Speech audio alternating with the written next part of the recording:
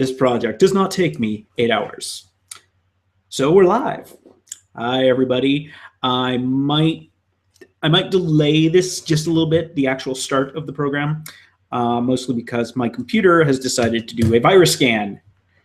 Yes, I have a Mac and I have a virus scan just in case, because you never know. I actually had a tech friend of mine once mentioned that you should expect more viruses for Macs because apparently the bounty on Macs is something like 25 cents a computer, whereas most virus bounties are like 0.1 cent for a PC. It's because Macs are kind of harder to get into, but that's no reason that viruses don't exist. So yeah, I do have a virus scan. Apparently I've never had a virus, don't want one. You know how it is. As for the mustache, well, it's Movember. It's also Black Friday, but it's Movember, and my wife did not let me grow a mustache. I started one, and the moment I shaved off the rest of the beard, her instant reaction was, "What on earth can I do to get you to get rid of that thing?" I threatened her, basically saying, "Hey, well, you know what? Guess that means I'm just going to grow a Grizzly Adams after, just let it grow wild." And she's like, "I'm fine with that." She just doesn't like the mustache for some reason. Might be the photos I've seen of my father-in-law in the 80s. Yeah, quite the mustache. It's kind of scary. Anyways, we are going to be doing some illustrations today. These are illustrations for the other press paper that are going to be coming out. I believe these are the illustrations for next week, the last set for the season.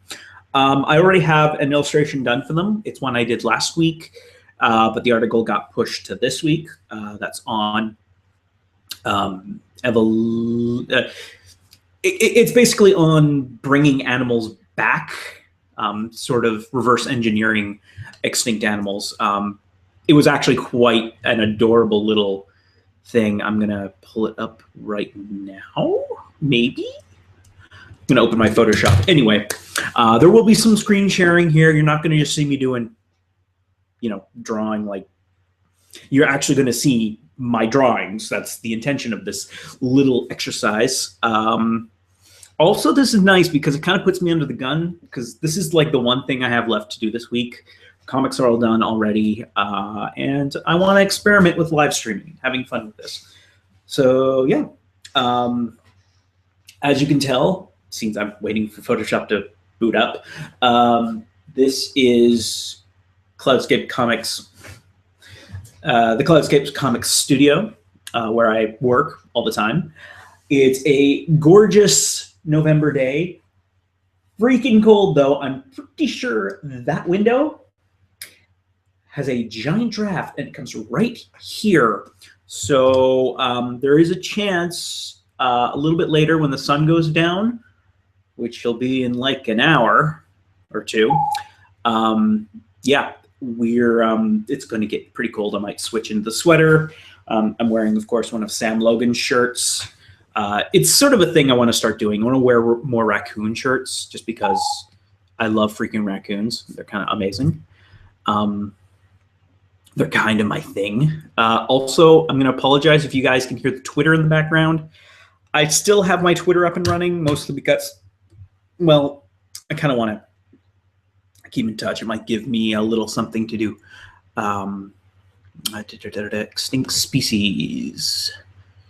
Here we go. Crack that open. I'm also, the photo I'm going to show you guys, I have a non-colored version of it too. That's hopefully going to end up in an upcoming coloring book that Cloudscape's going to be doing, probably to accompany our newest comic anthology called Megafauna. I have another illustration in there. We did a sort of monster trading card thing, sort of like Pokemon. I've gotten some really good feedback on it, and I'm going to try I'm really going to try to get a story into the next anthology that we're doing. It doesn't have a title yet, but from what I understand, now this hasn't been approved yet, but it's going to be a horror anthology based on ghost stories from BC, which is cool. I mean, I grew up here. I actually have a really cool ghost story that I experienced working in the theater. Because if anyone's ever worked in a theater, you know ghost stories are everywhere. I'm not going to share it right now because I might just illustrate that in the future. Anyway, let's share this screen. Okay. Share my Photoshop. Ba-doomf. Okay, so this is my little illustration for bringing back extinct species. It's an adorable little Smilodon doing that morning cat thing. I love when cats do this. My cat does this to me every single day. It's ironic. I tend to sleep with my wife, and when she gets up early, she feeds the cat. When I get up early, I feed the cat. But he always gets me up, no matter who's going to feed him that day. It's almost like maybe I feed him more, or it's also just happens to be that, you know, I am Kaylin's favorite. It's not my wife's fault that I'm the favorite. It's just, you know, it's just the way it is. All right, we're gonna turn that off. Hey guys, so yeah, I guess we'll move straight into the illustrations here, which is good because I actually, in order to get a decent thing of me, I actually have to sit this far away from the computer. As you can see, I'm not anywhere near my tablet, which is up here. It's fun times. So yeah, let's get this party started. Who knows? I might get some guests coming in. It really depends if anyone shows up at the studio. There might be a chance Jeff will show up. We're supposed to actually be getting the park board in to do some cleaning. We'll see if that happens. As you all know, bureaucracy doesn't always work out. You? Are you? Okay, which one of these is a thing? And I think it's this one. I'm just going to check back. Nope, there's nothing there. We will try that again. Back to me, and we will try this again. We will try this one, which actually has an image on it. Share. That looks a little better. Check the thing. Okay, awesome. Normally I would be doing a double screen right now so I could see what's going on, but at the moment I can't, because, well, the thing about inking is if you use a double screen, especially with the way my tablet is set up, what happens is you end up stretching everything to either side.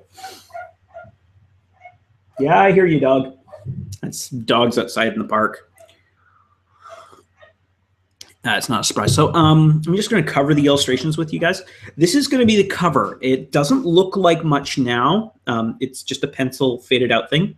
The lead story is about designer babies.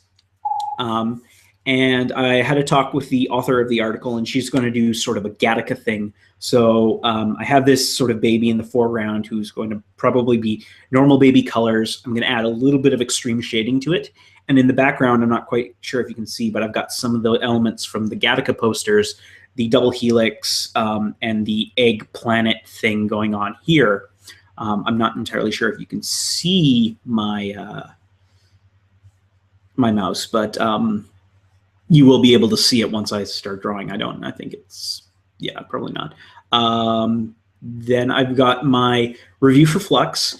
It's a really rough sketch out here. One of the things I'm focusing on is the fact that Flux is really it's the first game I've ever done that's actually Genius certified. So I decided I was going to have myself with Albert Einstein and Stephen Hawking.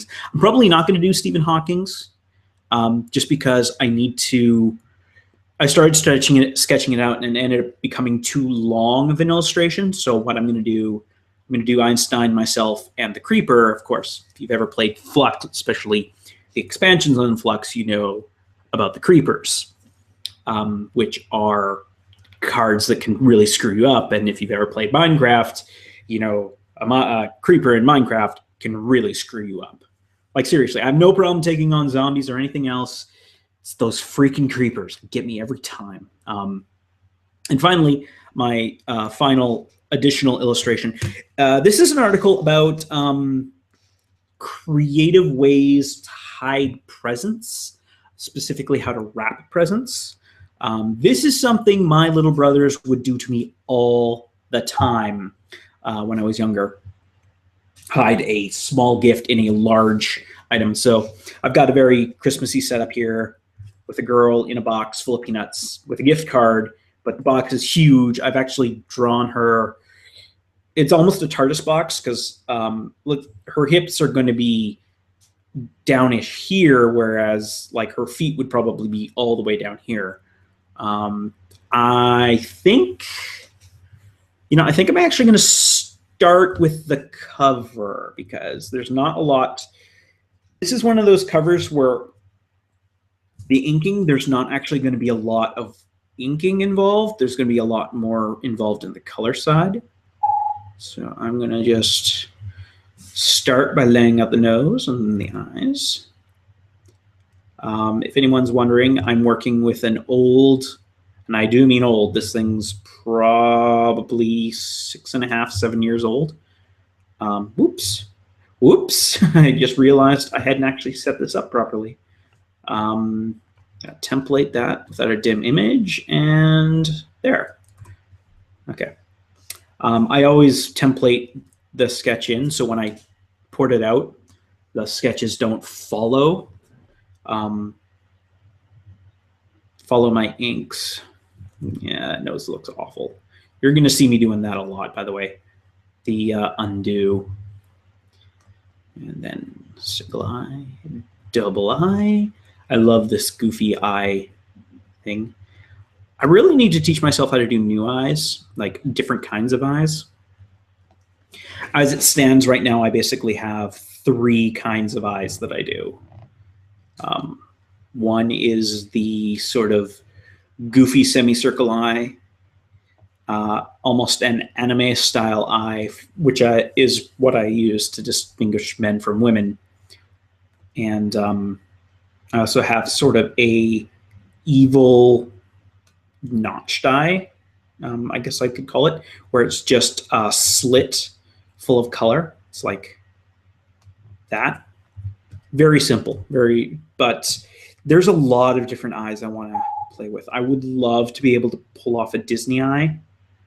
The Disney eye, of course, is really expressive.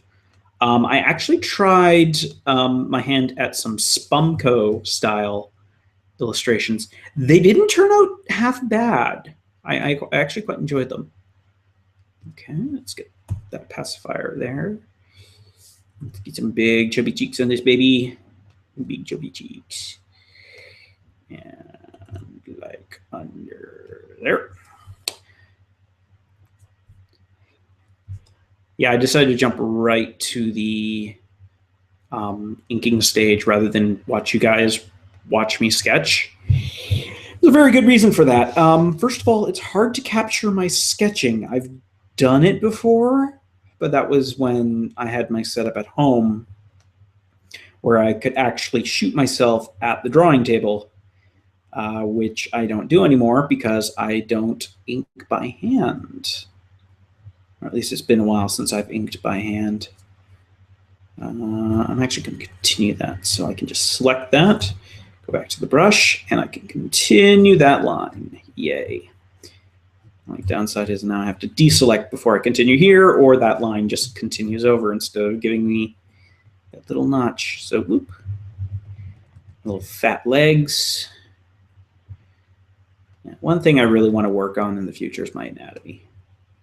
I mean, my anatomy has gotten a lot better with practice. my wife has put it out that it actually looks like my characters have grown up, because I used to make heads ridiculously big, like everyone looked like babies, and now everyone looks a little bit older. But now I'm trying to do a baby again, so a little bit of that back fat. That did not work. It came in a little too tight at the end. Boop. There we are. Oh, he's so cute. Kind of fat. I actually really like drawing people who are a little bit fat.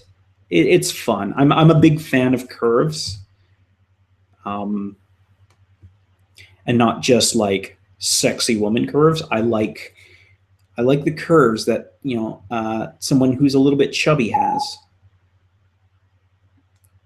It's actually something else I want to start trying, is start playing with different body types.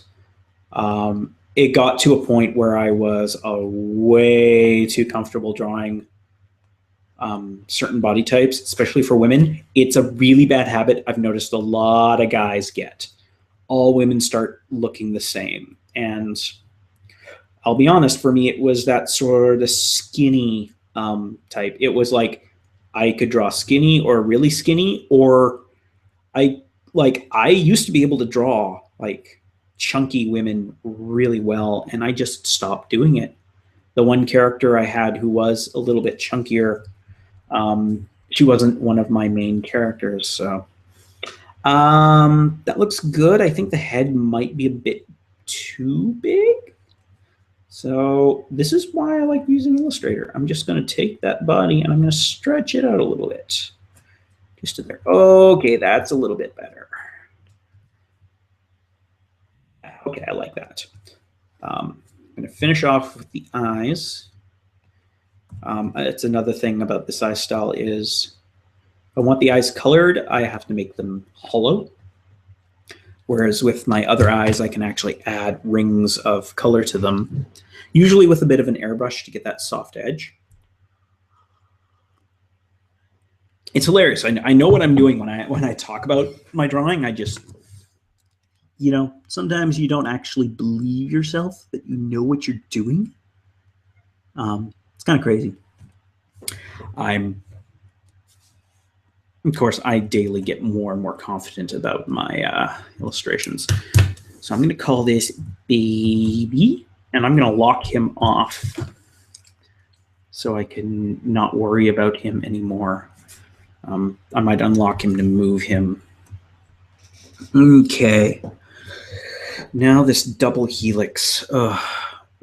I'm actually just going to use a pen tool for this.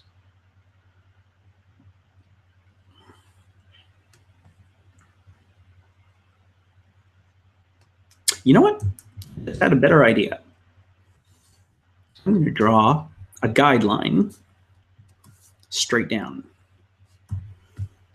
I'm actually thinking I might move that over a bit. What I'm going to do is I'm going to start here, there, bend that, like that, 45 degree, because I can do that with Illustrator. And another 45 degree, match that up-ish.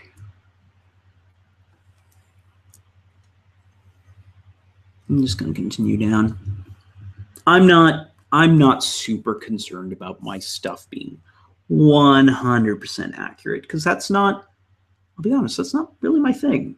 I'm definitely more an expressionistic illustrator.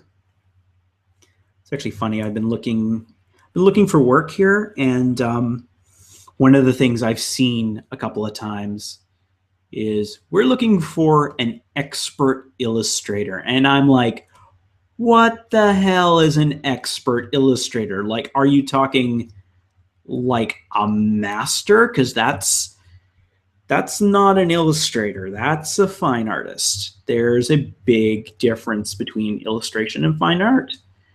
Well, there is and there isn't. Object transform.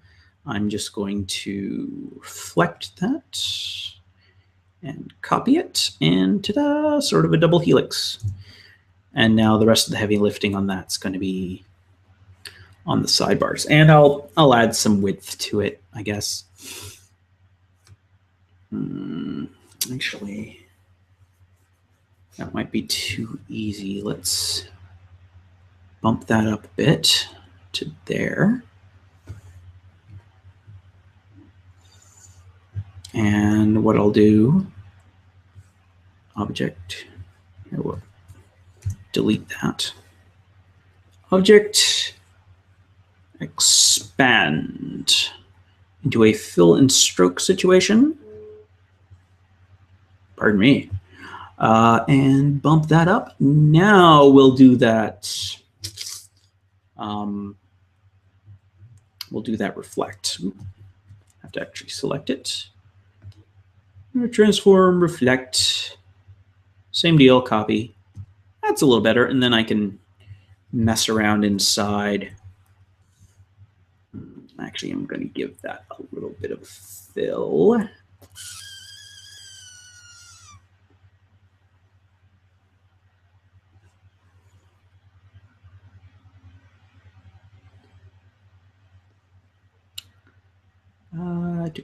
I don't have any of those. Let's go with the color properties. Let's pick some cool colors because most of the background is going to be cool. And fill it with that. It's a little purpley. There we go. Medicine is blue. That's awesome. Now what I'm going to do is complete this whole thing.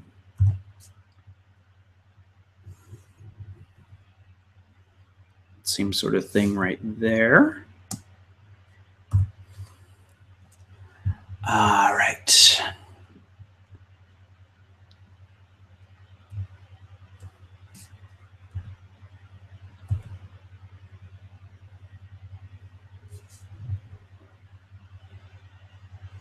Go up, give it that little bit of a twist. Make it look like it's doing what it's supposed to be doing. There we go. I'm going to do an object. I'm going to do another reflect, but in the opposite direction. No, not scale. Cancel. Transform, reflect on a horizontal. Copy that. And drag that down to about there. Ooh, I like that. Now we're going to move that behind everything. And we're just going to go in and we are going to clip those out. Just like that. I'm actually going to move those back in front. See, this is the exciting part of the illustration.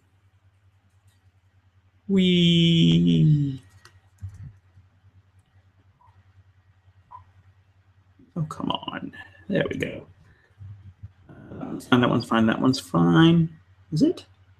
I'll muck with the corner. Whoa, whoa, whoa, whoa, whoa. Okay. Clip those. I'm actually gonna have to rejoin these because if I clip the other end, they're just gonna disappear. And I'm gonna go in with my little A tool, just bend those back in a little bit so they're out of the way. And then just Command J to close this up. Those two are fine. Join, join, and join. And then we cut these. What? Yeah, I know. I'm already broadcasting. You don't have to tell me that I'm supposed to be broadcasting now. Yeah, that was a mistake. I was going to start this broadcast at 2.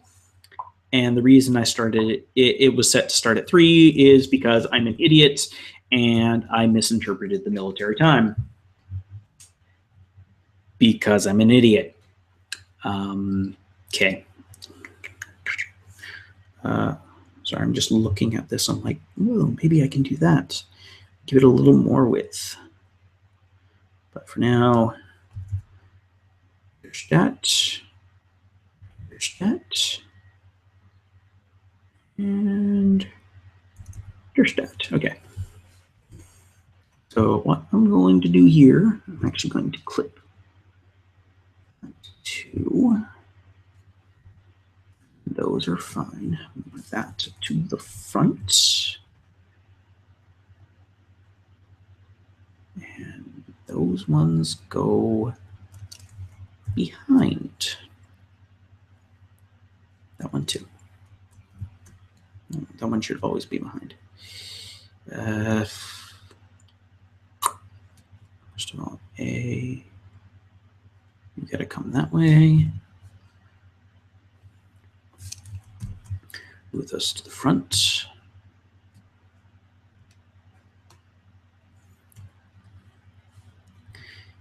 What I'm going to do here is I'm going to move those to a point where it looks like, no, I need to make it look like they're behind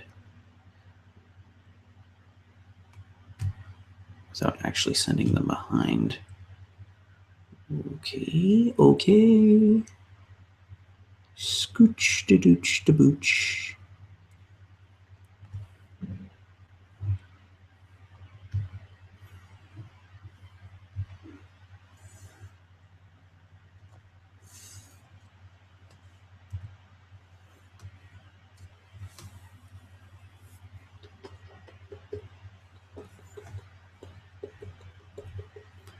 Because if I cut that, that deflates, so to speak.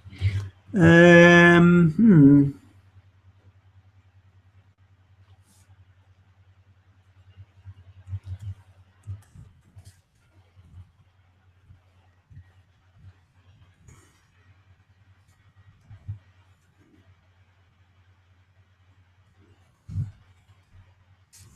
did not do anything.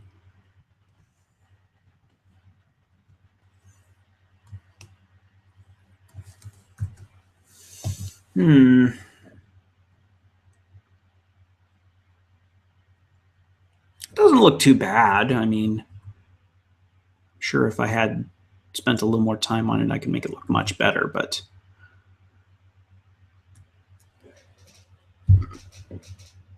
you know, I really want that now. That looks behind.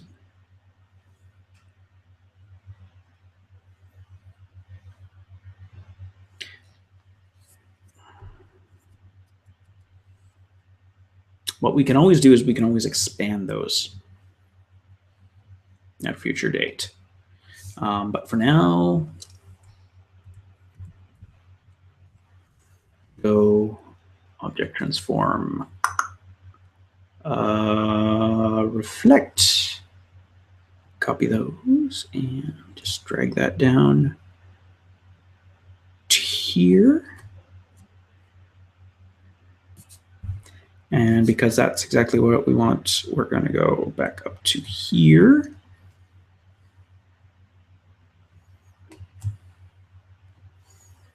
These guys go down here. About there, I think.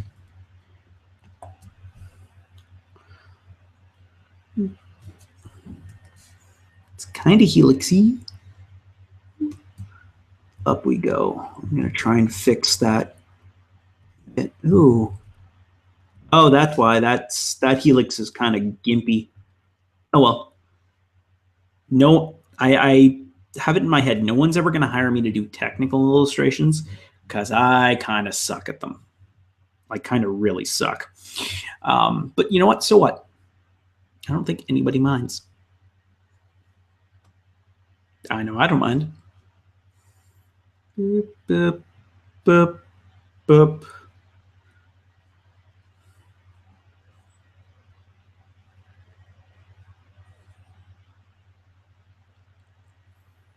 That almost works. But anyways, what I'm going to do, I'm going to go in there. I'm going to actually do a little tugging on those. There we go. And now let's see if I can do this. I want everything to be on the outside. Is that going to work? Are you going to let me Nope. Okay. Fine. Back up. Select all of those on the outside. Awesome. Now will you let me manipulate? Apparently not. Apparently it has to be central. What? That was weird. Yeah, no, it won't let me. Okay. I would rather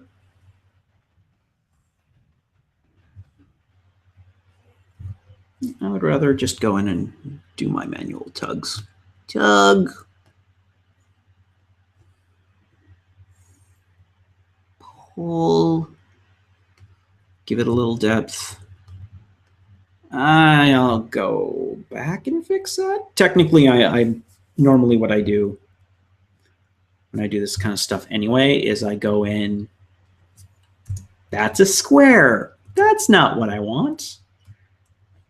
Yeah, no, I'm not. I know in the Gattaca thing it's centered. This is not centered. This is the opposite of centered. This is off-centered. That's the opposite of centered, right? Oh, okay. And I will also clip around the baby, because baby's going to be in front. Cool. Actually, I'm going. I want that baby lower. Shoe layer. Hold on. Unlock the baby. Unlock the baby. We go down to there. Yeah, that's balanced. That's good.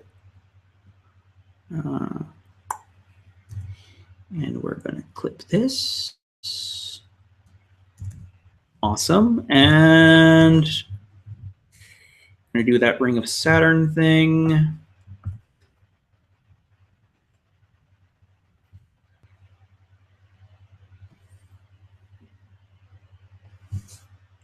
You.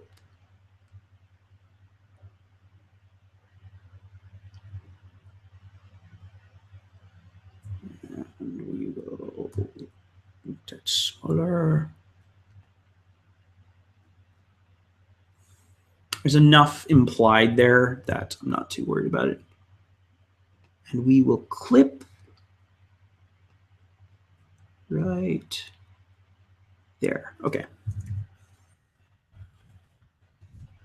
Nope. Selected a little too much. So yeah, one side, that's, actually that needs to clip there. And that needs to clip there. You'll notice it goes beyond sort of the edge here. That's very necessary. Let's do that. Just in case I decide to expand it later or anything like that. Ooh. I'm not good with straight lines. Straight lines are conflicting. I don't do anything straight. You know, if I was gay, I would make that joke all the time. It's just, it's an awesome joke. It's like, I don't even think straight. But unfortunately, I'm not. I mean, well, maybe if I wasn't married, I might play with the idea a bit, but, you know, to some people,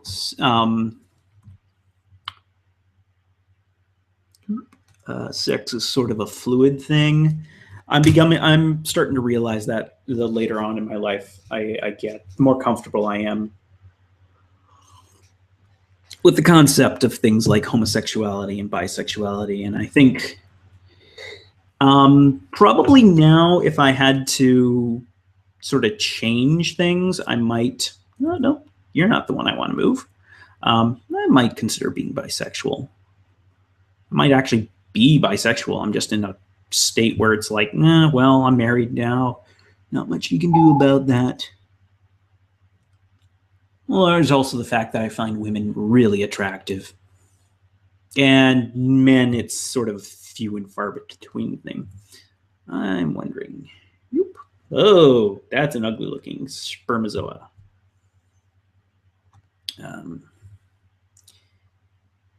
Stub you up a little bit. Add that little body thing. Whoop. No, closer.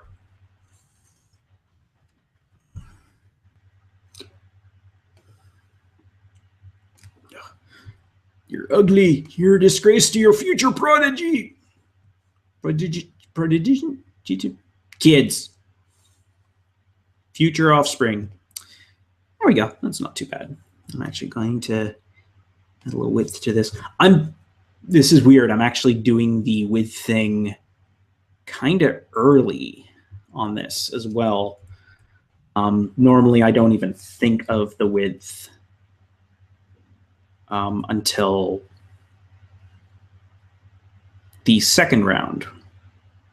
Whoop.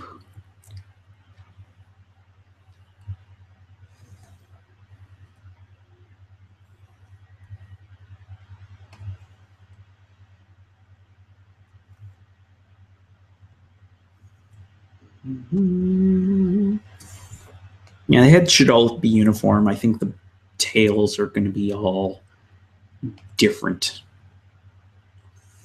Actually, looking at this, well, I guess the sperms are actually going to be I'm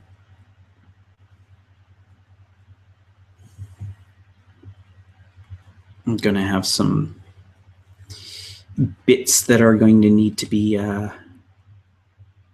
adjusted. Like, because the thing with all the brush work I do, like that entire baby is all brush work. I can't do the width adjustments to the brushwork.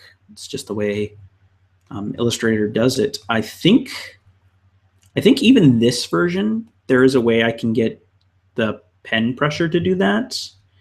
But I think my, because again, I'm using an Ancient Bamboo Fun tablet, I don't think it actually has the appropriate technology to do that sort of sensing.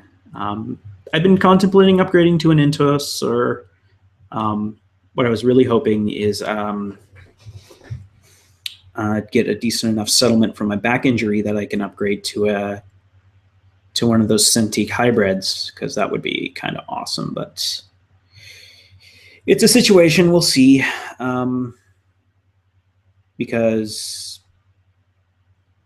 I've heard some people say, hey, you've been injured, you've lost your job, you're going to need to get a major settlement out of this. And I've heard other people say, hey, your injury, it's just not severe enough. I mean, it was bad enough that I'm not working and I'm still in physiotherapy when I can afford physiotherapy, because unfortunately that's something that I've had to cut back on a bit. It's actually at the point where I'm going to have to find some sort of work here, even if it's, again, physical work that's going to slow down my recovery. But hey, you know what? You gotta work. That's sort of the thing. My wife's been supporting me for way too long. I'm gonna pack out and see that. Okay. Add a couple more up here.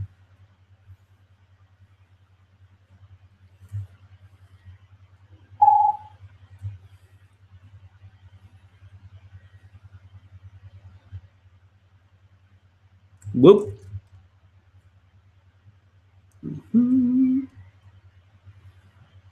And there. Okay. Now let's add some tails. Scooch. Boop, boop. These tails, I might even just do a bulk width thing on.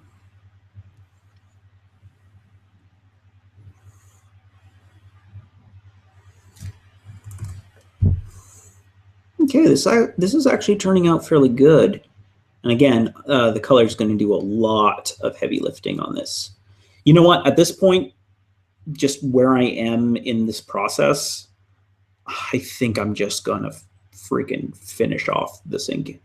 I'm gonna finish off the ink, and then I'm going to move on to the next one. Whoa! I don't actually want that hitting that guy. Come on, guys, just wait your turn. Everyone's gonna get a shot at this egg. I'm pretty sure that's what my sperm said to everyone. My sperm was a very logical sperm. Logical and creative. That's such a weird mix, but that's totally what I am. I'm a logical and creative individual, or at least that's what all the tests tell me. Okay, so that's everything's been done out. Let's do a little bit of width work, especially on these rings. I am so not sure I actually want to do anything with you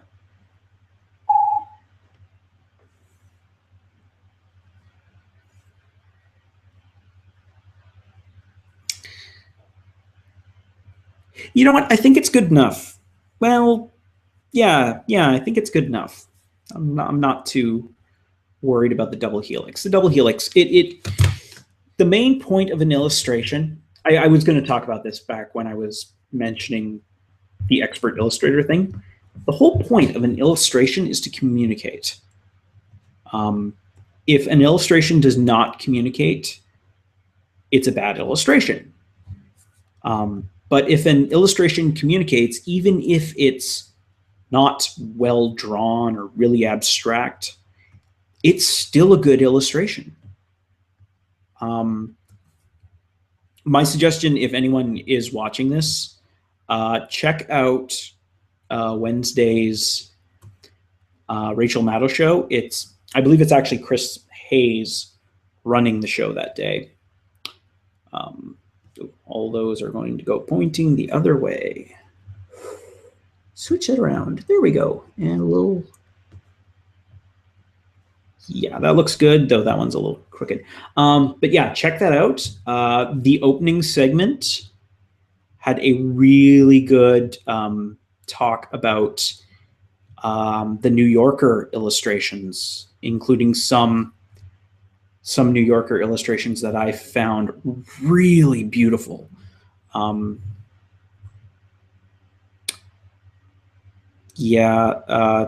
New Yorker,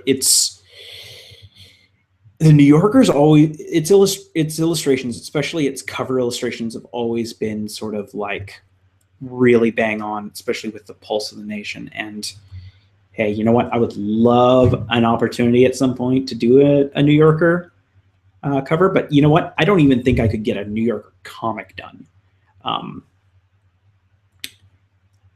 They're really, it's interesting. The kind of humor in New Yorker comics is so abstract that even I only get it about half the time. I'm just sitting there going, I really don't get this joke. I just don't. Okay, I'm actually going to move that behind everything. That too.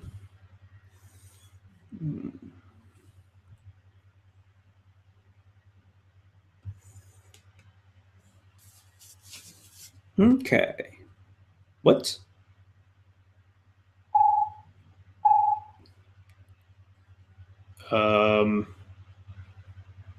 Connect. I'm just going to check this. I am still broadcasting, according to this. I just had a weird sort of message pop up on my thing. Oh, well, I'm going to ignore it. Hopefully things are still going. I'm going to check things after the illustration's done. Well, this one, just to make sure that, yeah, the YouTube is doing its thing. You guys might be hearing some feedback. I'm just going to warn you because I'm kind of a bit of a technical idiot, which is kind of hilarious. I'm looking at moving my career from graphic design into more of a user experience design. It's mostly because there's a higher demand for it, and really I would rather be doing like design stuff than working in a restaurant, which I'm probably going to have to do here for at least a little bit because money's super tight. You know how it is being an artist and all. But God, yeah, the thing I would love to do, like I would love to do illustrations for the New Yorker. Or, God, just do illustrations would be great. Problem is, a lot of illustrations I get to do are basically charity gigs where, you're doing all of this work for basically no pay. And I mean, it's good. There is a time and a place for that. And when you're eating tuna out of the can and that's pretty much all you're eating for the day, that's not the time to start doing charity gigs. And screw anyone who says, hey, I'll give you exposure, because honestly, I can get my own exposure. Unless you're Wired Magazine, don't talk to me about exposure. And frankly, places like Wired Magazine will pay me for that exposure. They know, like, anyone who would give me enough exposure to advance my career would pay me. That's pretty much it. And that's really a good philosophy to have, is that if you're unwilling to pay for the artist, then you can't give them enough exposure. What ends up happening is, for those sort of charity gigs, you just have to find someone you know and who believes in your project, because just having someone random off the street is not going to help you at all. Okay, I'm actually kind of happy with that. It's super simple, but it gets the Gattaca baby thing across. I'm a little concerned that you know what? No, I'm good. I'm good with that. So what I'm going to do, I'm going to go to my Photoshop. I'm actually just going to check this. Okay, yeah. So I'm going to go to Photoshop. It's not something you guys need to see, really. All I'm doing is I'm taking that illustration and I'm going to open it in Photoshop. I'll show you guys this later. It's sort of my inking process. And what I do is I basically find the file. It would be nice if I could just share the entire screen, but what you going to do? Where are you? What was that? It was the cover, yes. And what we do is we open the cover.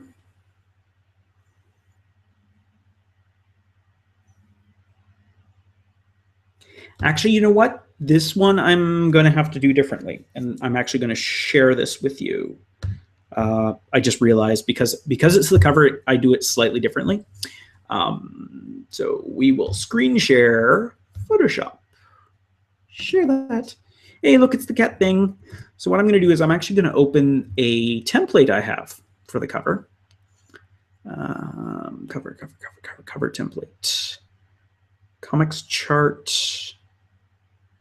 Choices. Whoop. 30, 40. God, where is that? Did I accidentally drop it in here or delete it? Ooh, I really hope I didn't delete it. I make a lot of weird noise sometimes. Well, okay, here's what I'm going to do. I'm going to open the last cover I did, which was this one. Open, because this is the appropriate size. And, okay. What I'm going to do, first of all, I'm going to delete this. First of all, I'm going to save it properly as 13 cover. That's what it is. Okay. Delete that background because I don't need it. And I'm just going to file place my new illustration. 13 cover, AI. Place that in. Don't want the bounding box. I want the media box. There's a very good reason for that. The media box is everything, whereas the bounding box is just stuff. And what I'm going to do is I'm going to stretch that out until everything kind of fits. So there. I'm going to move that up a little bit. There's lots of headroom on this illustration. I did that on purpose. Okay.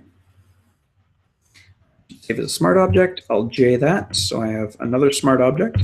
Delete that background. And rasterize the lower level. Layer. Rasterize the smart object. And now what I can do is I can actually paint on that back layer. And that's things. So, okay, I'm back. I'm just going to check the YouTube page because I think I might have been disconnected. Error occurred. Oh, goody.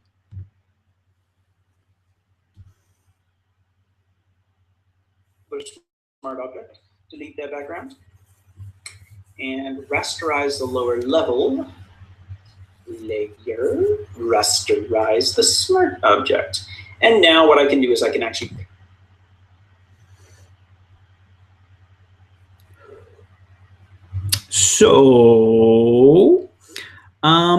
yeah, according to that, everything's still going fine. Hooray! It's been an hour and my coffee is now cold. So I'm just going to take a moment here. I'm going to go to the microwave and I'm going to microwave this coffee to make it warm again. I wish there was something I had for you guys to watch. Actually, you know what? I'll let you guys look at Astro Boy. Come on, Astro. I know you don't get turned on very often, but... Whee! Come on, entertain the public. There we go. Be right back.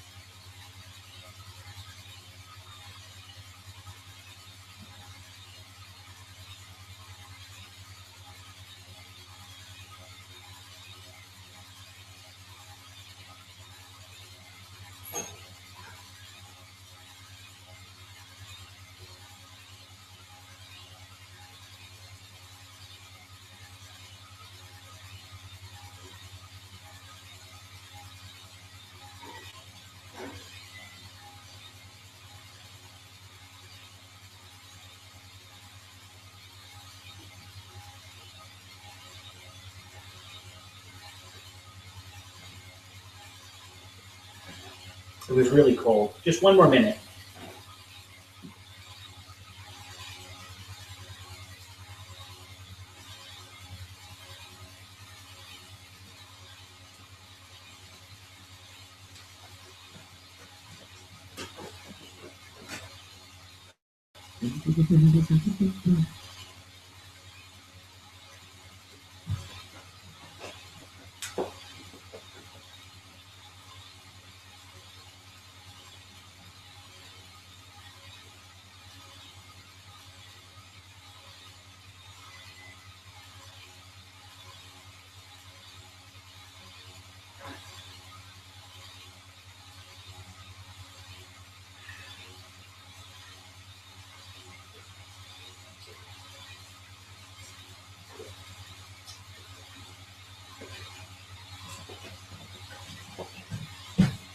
There you go. All right. Now comes the hard part.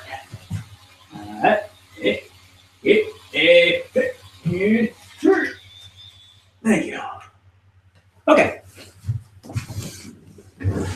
Mustache is back on my face. Great. Let's actually switch up that mustache because I can. Yeah, that just looks goofy. I think I'm going to go back to the old one. Much better. So, yeah, I'm back on the Jane hat. Phone is starting now. Let others know I've arrived. Yes.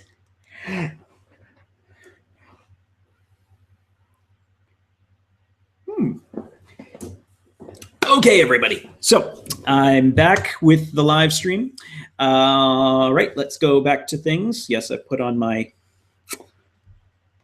chapeau, and ooh, I could do my entire screen.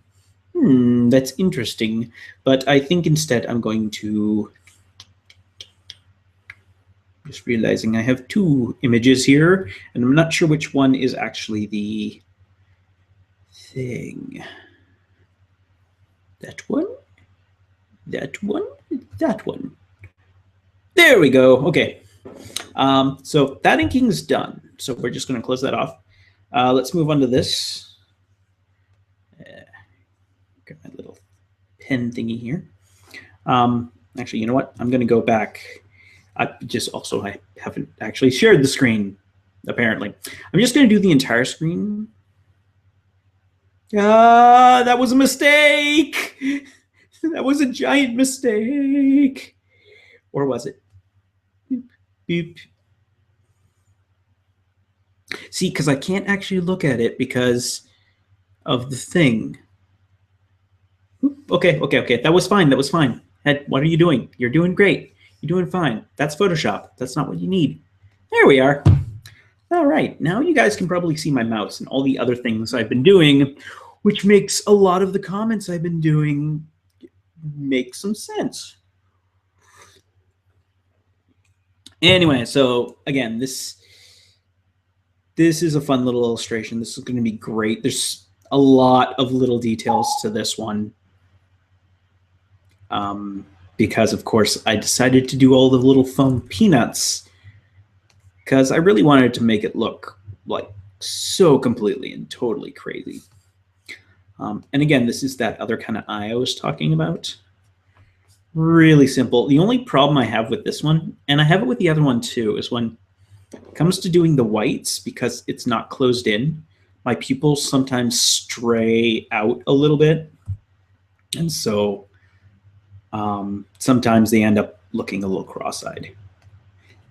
That's I've actually had people point that out to me, that my eyes are rarely ever on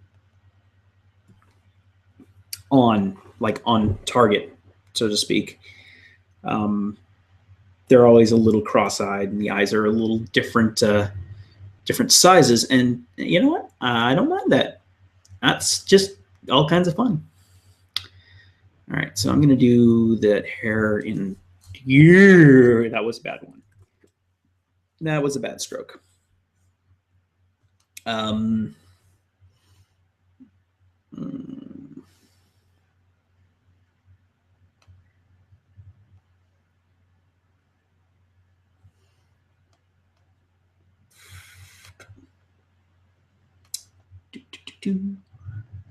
You have to keep up the volume, or people are going to wonder if I dropped off the face of the earth. You know, some people are here just to watch me draw, which is good. That's kind of why I'm doing this. So let's make sure that's right. Something you might notice is I don't always stick to my sketch. I let a lot of the inking do the heavy lifting. I just noticed that is way off. That's so off center. So I want that there. Ooh, I actually like how that curved. I'm gonna keep that. It's almost like when I sketch, I'm really trying to get the feeling out of it, and I let myself sort of recover that during the inking. Like make things a little more accurate, a little smoother, a little more visually appealing. Is that gonna... If I do that, I've actually got to make that kind of work on the other side too. And I like this frazzled kind of look a little bit better. Oop, that's not sharp enough. And I like the long look. I'm actually going to add a little kind of entry points for her. And so we will frazzle her hair up a little bit more. Oh, it sounds like the Parks Board guys finally got here. Yeah, it's only 3 o'clock in the afternoon. Totally like, yeah. Well, they're the Parks Board. What are you going to do about it? I will try not to be angry or jerky. I actually had a couple of the guys show up one Friday as I was working. I'm like, who the hell are you guys? Because, I mean, like, we in Cloudscape, we kind of have things here. Things that, you know, are not inexpensive and kind of vital to our process. Hopefully they're not going to be too loud over there. That's not bad. I like those eyes. I think they're almost level. So shoulders, hands. I don't know why, but in the last month, I've actually gotten a lot more comfortable with drawing hands. And a lot of people will tell you that hands are such the bane of their existence. And I don't know. I don't really draw my hands with any joints to speak of. They're just kind of lumpy, but they get them across. I mean, if you ever looked at Bill Watterson's hands, they are basically just lumps, but they work, and that's awesome. All right. That I will fill that later. It's another thing I do love about Illustrator is my ability to go over my ink lines and then go back and delete lines or paths.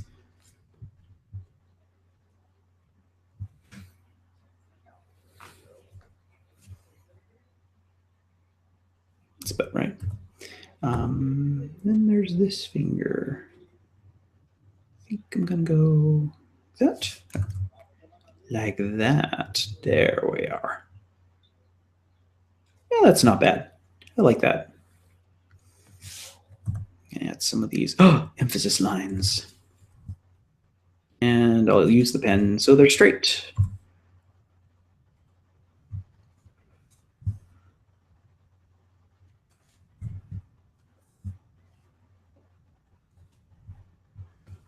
I'm actually curious. It seems I'm sharing my screen. If I switch to a double screen, what will everything look like? Well, I won't find that out until I switch to double screen, which I will not do until I'm at least done the primary inking of the next two. So this one and the next one. Scooch-de-dooch-de-dooch. That's a little too flat. And okay. All right, so that's her. I'm actually going to save her. I'm just going to call it girl 1. I don't have to actually add numbers. I normally, when I do a strip, I'll add the character name and the number when I save them, just because it makes it a lot easier later on to find them. So I'm like, okay, it's Canna in the third panel, so it would be Canna 3. Yeah, that's about right.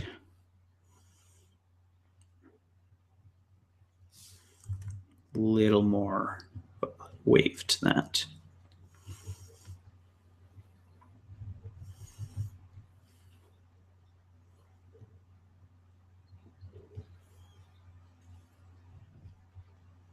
Going to give it a little bit more of a popcorny feel in the thing. Sort of that packing peanuts sort of stuff. Oh, I just realized I forgot to put those things in her hair. Oh, so off. That's all right. I can actually fix that pretty easily. I just have to remember to do it. So I will do it right now before I forget. So unlock her. We can go into her specifically. And I'll add a few packing peanuts to her hair.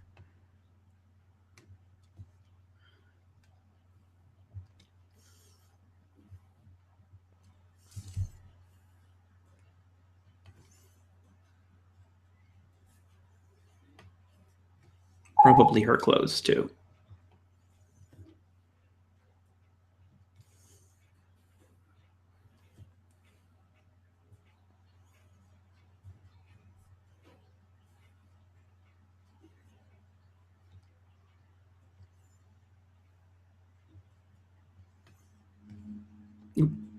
I can also see from here, I need to clip that.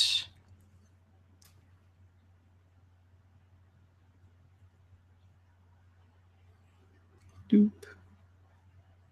Yeah, working on Christmas illustrations always has me thinking about Christmas. In fact, this was, looking at this illustration, this was nice. I might actually use this as a Christmas card or something. See, that's the one joy of the other press is technically I still own all of my illustrations. I mean, they have the right to copy them and print them whenever they want because they are paying me for that, but I can still use them as portfolio pieces. I can use them as whatever. Okay, lock her back off. And I'm actually going to use the brush for this because I want it to look little bit more natural, a little bit more like it's been opened or torn or something.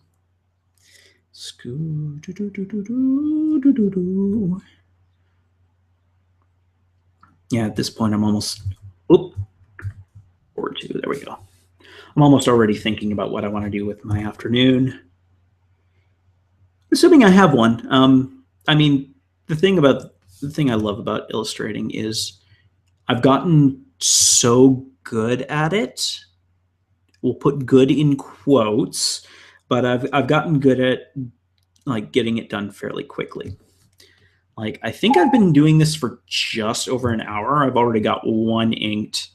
A lot of that was also just me, talking, shooting the shizzle. Ed, you are a white Canadian. You are not allowed to use the word shizzo or shizzle or anything even remotely like that.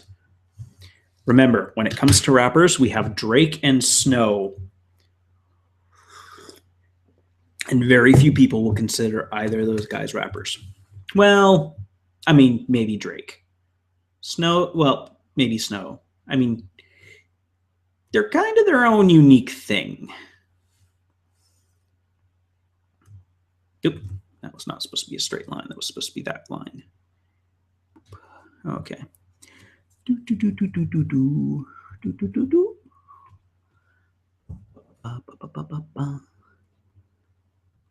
have this song stuck in my head.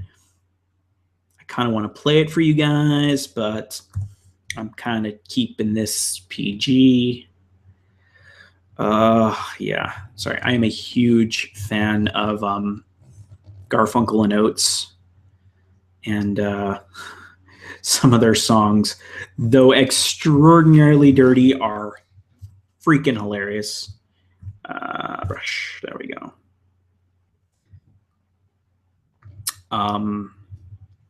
Yeah, the one I'm thinking of is Go-Kart Racing. I won't tell you the alternate title because I really can't do that. Oh, darn it. Okay, fine. We will add a break here for our sort of papery look. And then add another one there for the other side. That looks good. And then go in here and we will actually just clip out those bits to make it look like that's where it's kind of come off. It's kind of awesome. After a while, you start to develop your own visual vocabulary as an illustrator, and it's awesome, but it means the visual vocabulary is your style. And some people want you to work in a very specific style, and that's the way I see it. That's really the realm of animators. Like, as an illustrator, well, see, here's the thing. Like, even when you look at something like the big two comic books, every illustrator has his own kind of style to it. And though you're playing with other people's characters and other people's models, you still have the ability to go and kind of just do your own thing with your style. And some of it is really super awesome. Like, and some people just have this style that really lends itself to certain kinds of storytelling. The one I think of right off the top of my head every time is Charles Vess, who, if you know Charles Vess, he did the illustrations for Stardust for Neil Gaiman, as well as he has also done. He did Neil Gaiman's Sandman series, specifically whenever they were dealing with the fairies. There was a couple of Shakespeare-based episodes of Sandman, which are gorgeous. He does all of his work in pencil, and it's that very, like, it's very fairy, like really sort of magical and kind of cool. It's not like Amy Brown kind of fairy, but it's very fantastic. It really lends itself well to his work. I actually picked up a book of his from the library a while ago. I'm trying to remember exactly what it was called. I remember the name. It was actually published by Vess and I think his wife. And their company name is Green Man Press. Wow, that's a surprise. The guy who draws fairies has a company named after one of England's most kind of powerful Celtic deities. And it was a book of ballads, traditional ballads that were, the ballads were traditional, and he found writers to transcribe the ballads into comic form, like to write them as comics, and then he drew them. And it was kind of amazing. So I'm going to add a few peanuts to the outside, a little bits of paper. I really want it to look like absolute chaos, which is cool. I actually did a Christmas card for a friend of mine. It was soon after her cat's maybe about a year old, maybe a little more than that. Her name's Aria, and she lives up to her name. She's kind of a extremely independent, little bit violent type character. And one day, my friend had set her tree up and had come home to the tree, of course, being completely knocked over and kicked around and everything. This cat has also tried to kill my friend once when she was a kitten. My friend, she is a diabetic, and she has one of those electronic insulin pumps. And during the night, Aria actually bit through it, and she woke up like with no insulin in her system, and almost died because her cat tried to kill her. Cats, am I right? But yeah, Aria knocked over her tree and everything. So I decided I would actually make my Christmas card to her based on that event, and it was great. I've wanted to do that before. I've never actually had my cat knock over a tree, though I'm just waiting for it to happen. He's kind of a jerk, and I would not put that past him. All right, zoom out here. Let's take a look. Maybe a couple other little just scraps of paper.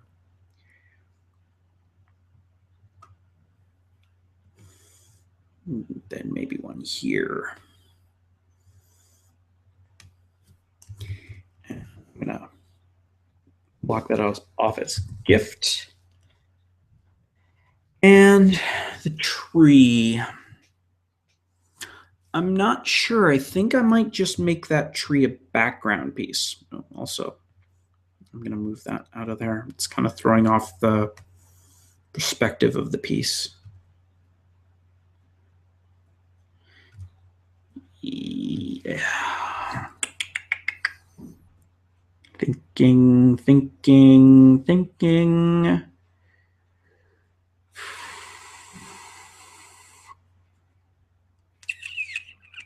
Yeah, I'll draw the tree.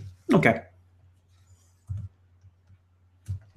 All right, I'm actually going to start with the star because in Illustrator, stars are super easy.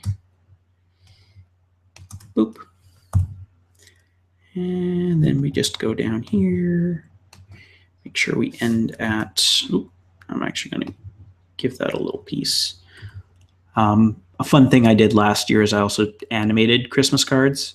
Those were so much fun, but I did it as sort of a business thing, something I could offer clients and whatnot, and it really did not go over very well. There's a reason I am trying desperately to get out of freelance work. It's because I'm really bad at it. Well, at least bad at getting the clients and whatnot.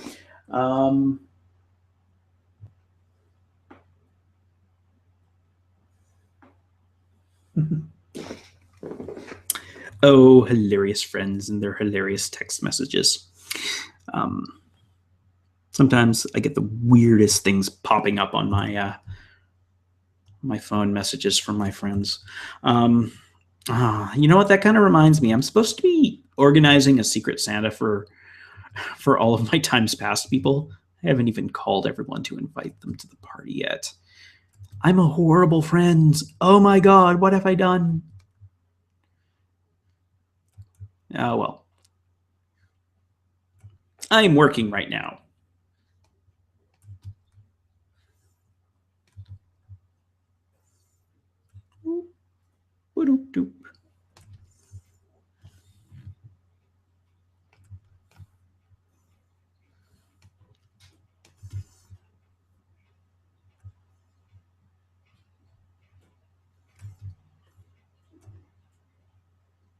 Technically, I could color the balls now, but I'm going to wait. I'm going to do it later. I'm I'm actually going to add some overlap. Overlap's great for perspective. The one thing with this is you don't want to overlap against your focal piece, which in this case is the card. Okay. That. And a little bit of this, which means I have to worry less about that when we come to coloring.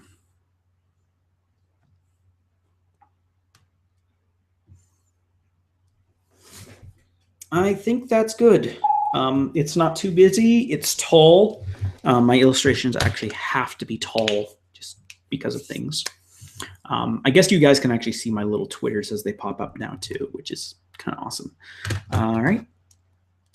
So I'm going to group that. That's tree with 3 E's. Select those all, switch them to the basic kind of thing. And now that's ready to have the width thing done to it. But first, I'm actually going to go do this. Weird. This sketch feels so underprepared. I'm going to start it anyway.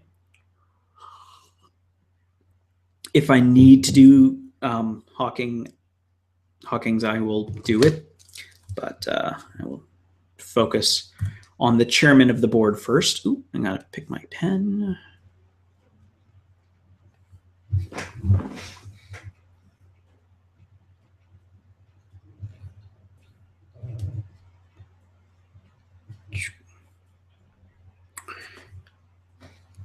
Yeah, these articles that I've been writing for the paper, I've actually really been enjoying them. I've been playing with an idea of doing a YouTube series called Chairman of the Board, where I just review board games. And I've talked to a few friends like that, and they're like, "Oh, wow, that'd be great, and like you can film us playing it." And I'm like, "No. That's not the point. There's already someone doing that and doing an amazing job of that, and that, of course, is Wil Wheaton, who is significantly more famous than I am. No shit. Yeah, and his tabletop is freaking amazing, and it's basically doing the same thing. It's introducing people to board games, which is great and really a positive thing because I love board games, and I think it's a great sort of it's a great social force, especially in this age where we do a lot of stuff online, and like I don't actually work with people at all. I mean, I used to do customer service. I used to work in a restaurant, used to work in a coffee shop, and yeah, it's weird. I'm good at it, but I don't like it. There's just something about customer service that I don't enjoy, which is why I don't like doing that. Like I can deal with clients and stuff like that, but just having to process someone, and it's processing people. It's like take their order, get them through the gate, get the next person on, always thinking about like, money and stuff like that. And it's awful. And that collar is way too tight. Loosen it up a little. Oh yeah.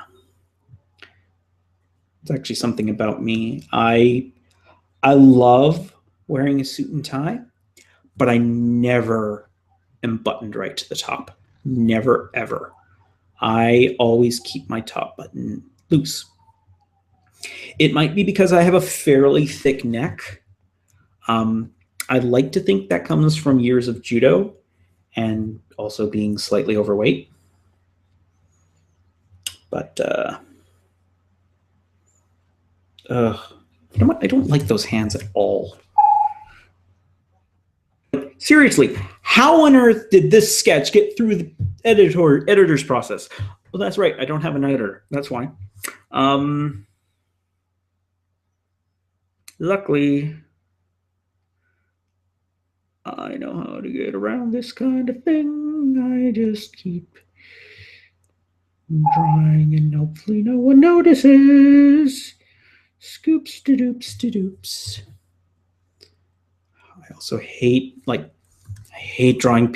There are certain things I always find I'm doing, and I'm always like, why the hell did I do that?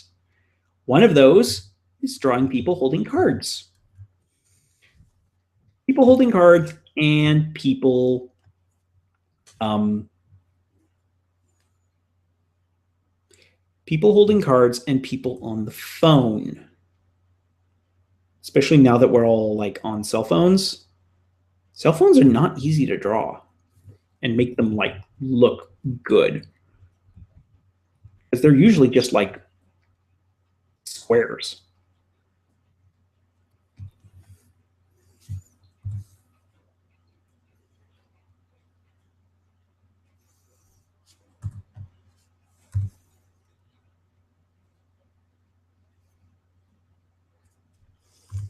That's close enough. You'll notice I say that a lot with my illustrations. That's close enough. It's, again, I'm very impressionistic with my work.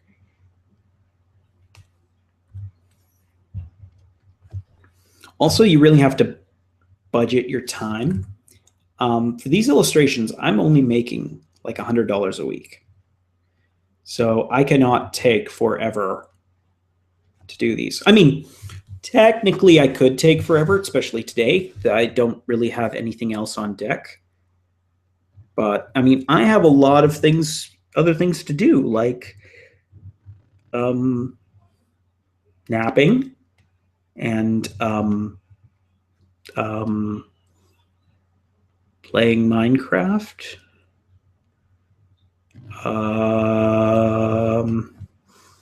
Did I mention napping? Yes. Seriously though, that like I'm actually re-educating myself. I'm thinking of moving into a user experience design sort of field, as well as I'm trying to teach myself new programs. I have to sit down and start writing the new series and all that fun stuff, fun jazz. Okay, so what I'm going to do is I'm actually going to do each one of these characters. Then I'm going to move the characters around the page until I feel they're right. And I'm really like I said, I'm really hoping I don't have to draw Stephen Hawking's there, because dear God. You see, I love Stephen Hawking. He's a brilliant, brilliant man, but he's so hard to draw and not make fun of. Like, you'll notice The Simpsons, when they did Stephen Hawking, like, they really downplayed how he looks. And his illness has, like, really started to ravage him. And so I'm like, oh, God, it's almost a thing where I don't even want to go there. It's like, because you want to be respectful, but he's like, you also have to be really, you want to be respectful, but you also have to be honest, especially when it comes to caricature. That's why, like, someone like Einstein, who is a freaking character in himself. In fact, he doesn't have a square jaw. If anything, he has a round jaw.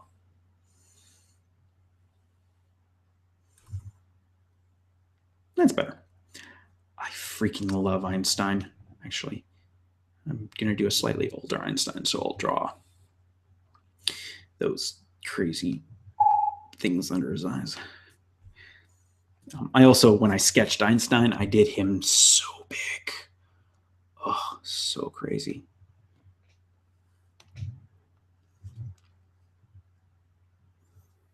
Yeah.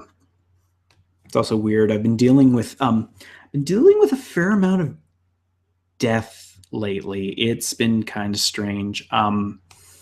There's a friend of mine in the Renaissance Festival community who is not doing super well. He's actually had cancer for like over a year now, and he's a brilliant man. Turns out he's a brilliant designer. I discovered this when I went and saw him the the other day. His work is amazing.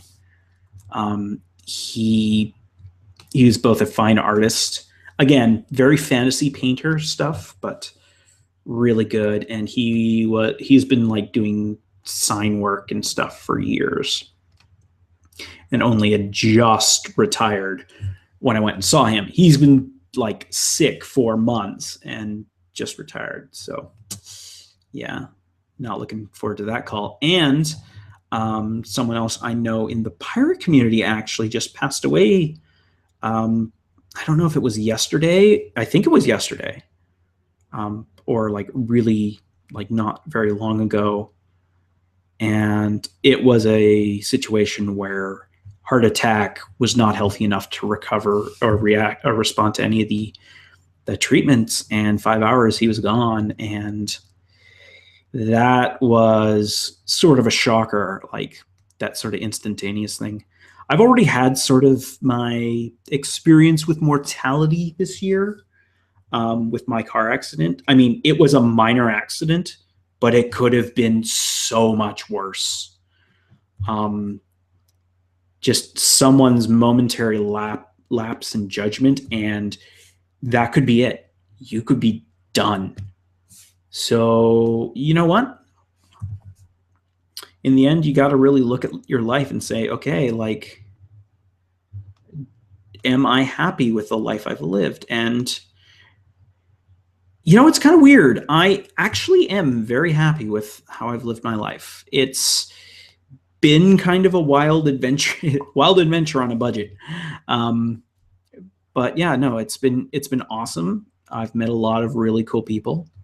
And I'm really happy with what I do, like being a cartoonist and an illustrator, despite the fact I'm not hugely famous and I'm not making a great living at it. I cannot think of anything else I'd rather be doing. Like, if I didn't have to worry about the money, this would not be an issue. Like, I would just keep drawing. But as it stands right now, I need to really think about, you know, where the next paycheck's coming from and all that. I've actually, now this is a weird thought that popped into my mind just a little while ago. I've actually been considering getting into mainstream comics, which is really strange with my art style, because I am not, like I said, again, I'm not someone who goes around and copies other people's styles. Okay, so if I move myself and up, oh, I forgot to lock that background. Okay, there we go. And move that up a bit. I'm actually kind of curious. Hold on. I need to do a little Google work.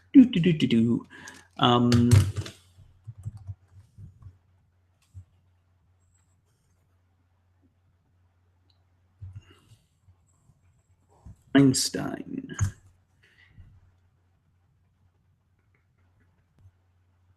It should be on the Wikipedia. How tall was Einstein? Okay. Hello, Google. How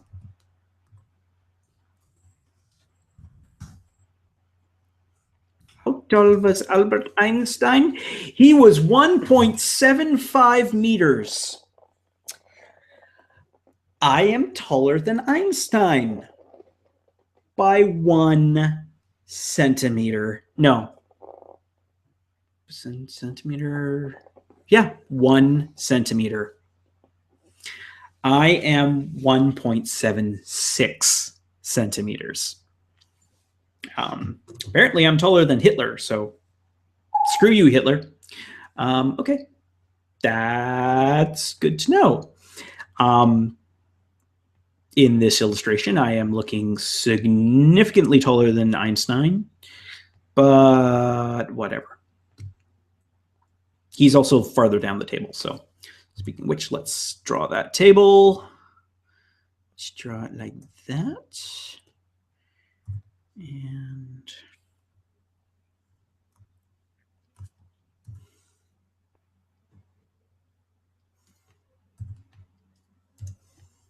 I can lock myself in Einstein. I think I'm going to have to get a little closer in here and do a little cleaning up. And then we draw the creeper, and then I think actually it's done.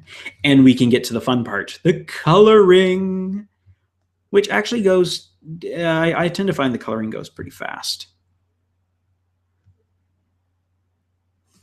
I'm not going to worry about the cards. I'm going to do the cards and the coloring. Sometimes I'm a complete lazy dick, and pardon my French. And I will actually just like copy cards rather than drawing them out myself. But that's really lazy, and I'm not going to look lazy for you guys. Yeah.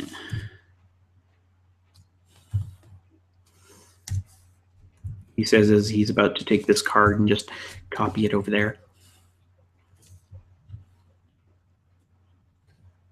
Oh, there's a rogue right there. Nope.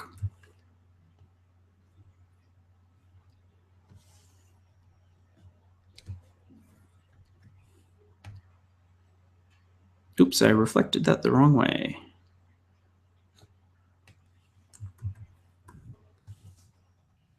Form reflect. I want to reflect vertically. Oh, look, it's Grasshopper Pie. Yay. I know he's selling stuff right now. A lot of people are selling stuff because it's Black Friday, and that's what they do. They sell stuff.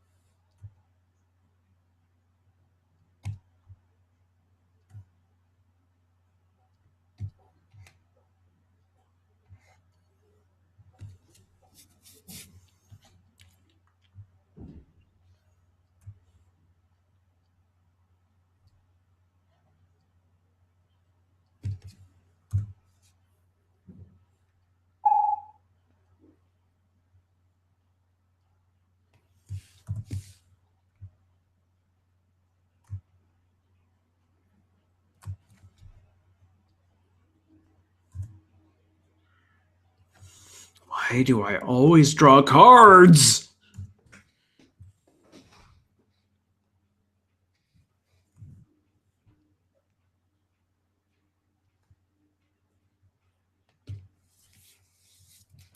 Okay, cards are on the table. That looks good enough. I'm actually going to adjust these a little, square them off a bit. Oh, there's that thing.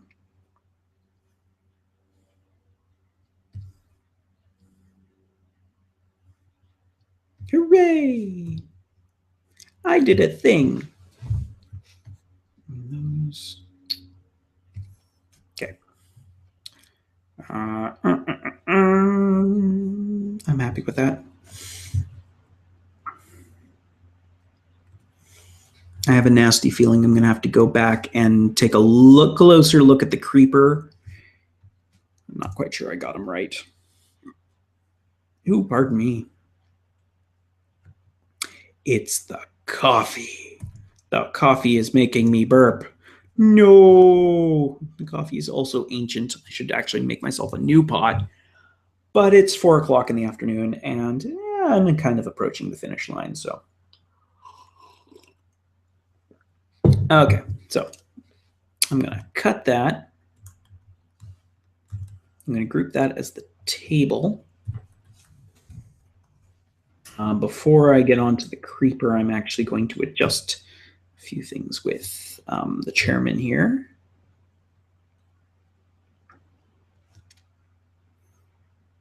Extend those, straighten that a little.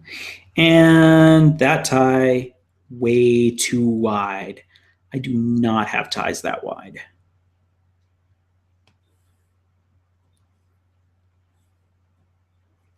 I'm actually kind of looking forward to digging out my green suit for Christmas this year. I picked up this awesome handmade green suit at like Value Village.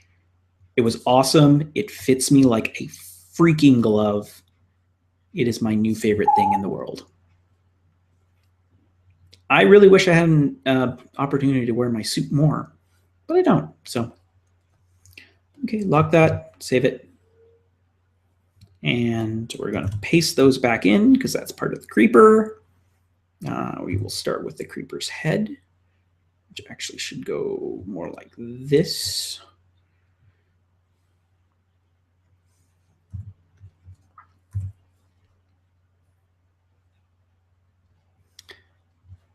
Yeah, I do play I've actually started playing Minecraft.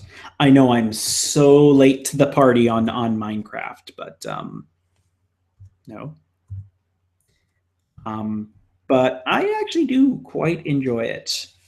Um, it's fun. I've actually got a server set up with a couple of friends. Any luck, I'll be playing it tonight. I would almost be interested to see if anyone would be interested in watching me do Let's Plays of Minecraft. I mean, I'm not a professional Minecrafter, not at all. I have no intention of being one either, but I think it would just be fun. Good God, it'd be fun to actually watch just a bunch of people sitting around playing Minecraft. Like, to drop a name, I've actually watched.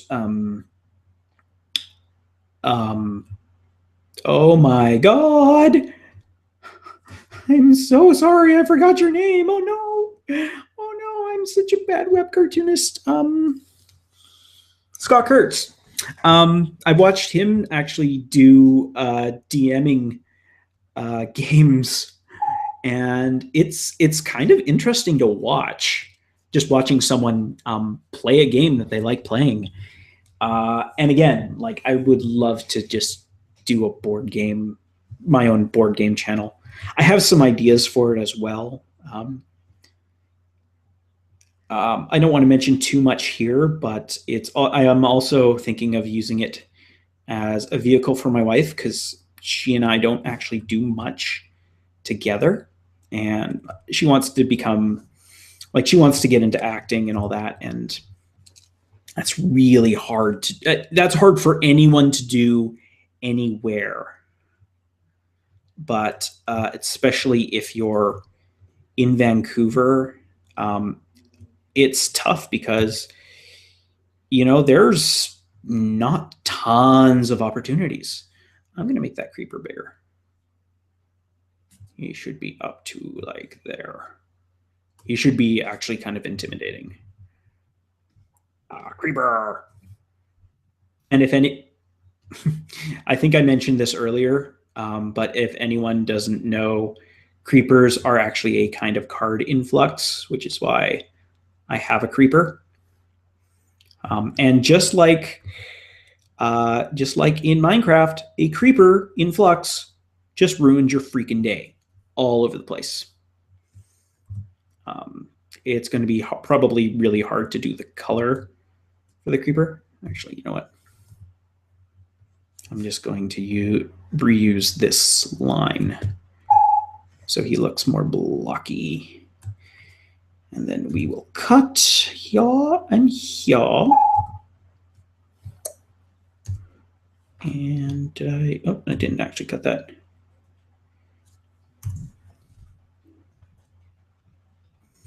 Yeah, there we go. Yeah, you know what? That'll do. That'll do. I'm not too concerned about getting Stephen Hawking in there. Just playing with Einstein's going to be enough. All right, I will group that creeper. We will break all these up and boom, flat it. And stop sharing.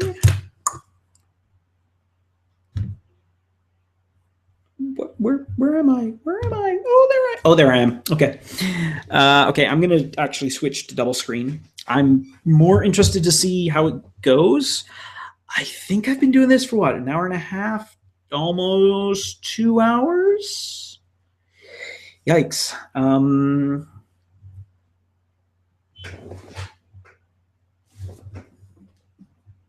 there's the thing. Plug that in. Yeah. Oh.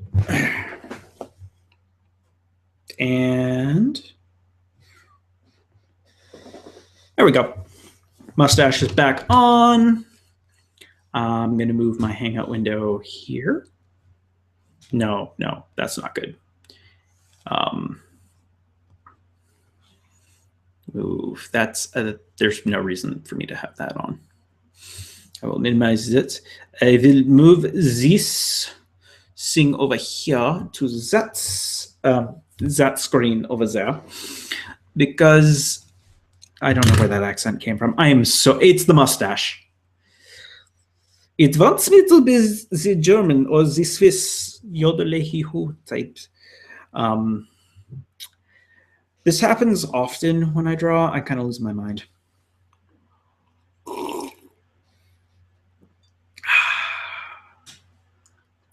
I'm actually thinking I'm going to take another quick break for some water.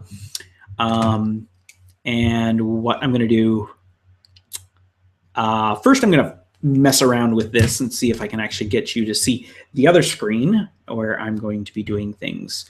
So I can share screen 1 or I can share screen 2. So I'm going to share screen 2. There's screen 2. Hi guys. Hi, how's it going? Yay, look. It's me, Mr. Cursor Man. Wow, I have really lost my mind. I'm going to go grab a quick glass of water and I will be right back. Do-do-do-do.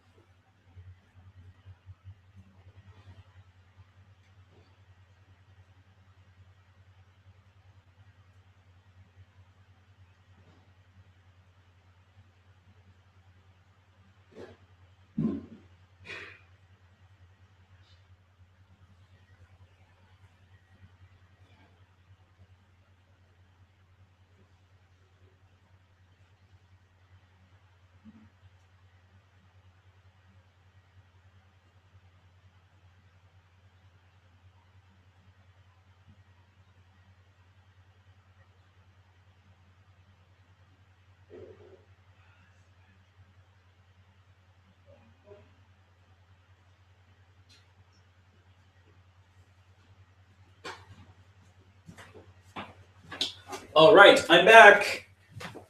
See, I'm back. Yeah, well, I haven't actually sat down yet. Okay, now I'm sitting down and now I'm back. So yeah, next stage, we've gone in and we've flatted out all of our stuff here. So what we're going to do now is we're actually going to go in character by character, and we're just going to manipulate all of these little lines. Just like you saw me do with that baby. Okay. I'm actually going to join that eyebrow. And for some of these lines, like noses and mouths and these little ear lines, I love going in and just doing that. Because I'm going to basically pinch the ends anyway. So you can go and expand that. Probably do the same thing for this. Right. That looks a little better. I know that's a little more natural line.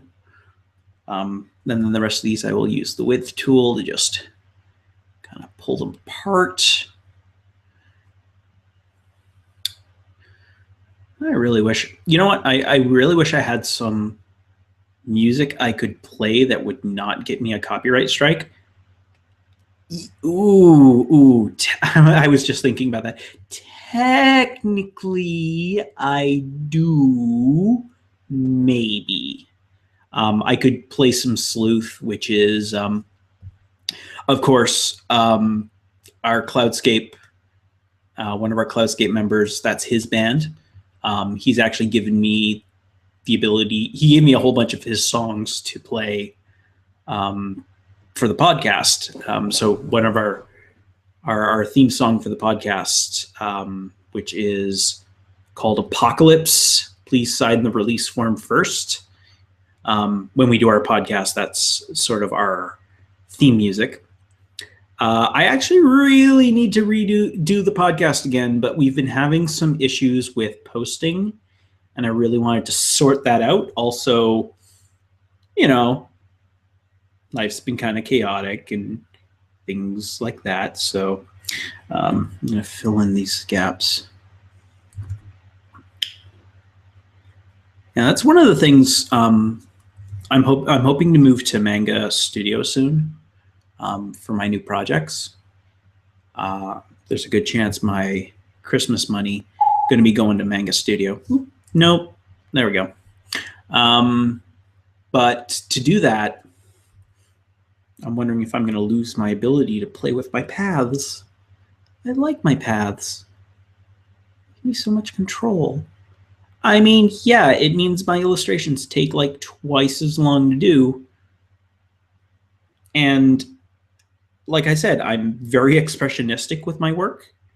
So it almost doesn't make sense to use what is effectively such a precise tool in such an impressionistic way. But that's what I do. It's what I've grown very accustomed to, and I like having that control.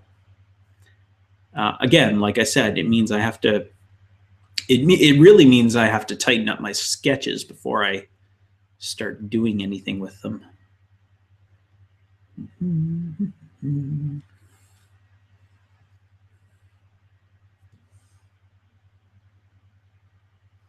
actually going to pull up some Twitter on the other page.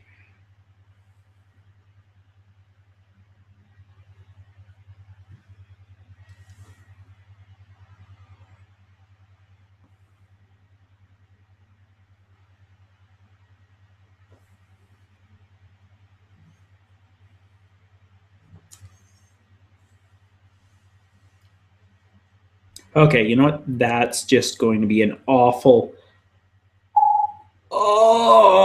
little spiral of badness just going through Twitter while I'm trying to be on here. Yeah.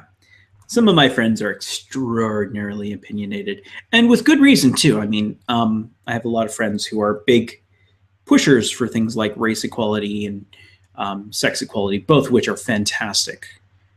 But sometimes people just go on tirades, and you're just like, no, you know what? You don't have to convince me. You've already convinced me. So, but some people just need to rant. Some people just need to talk to a microphone.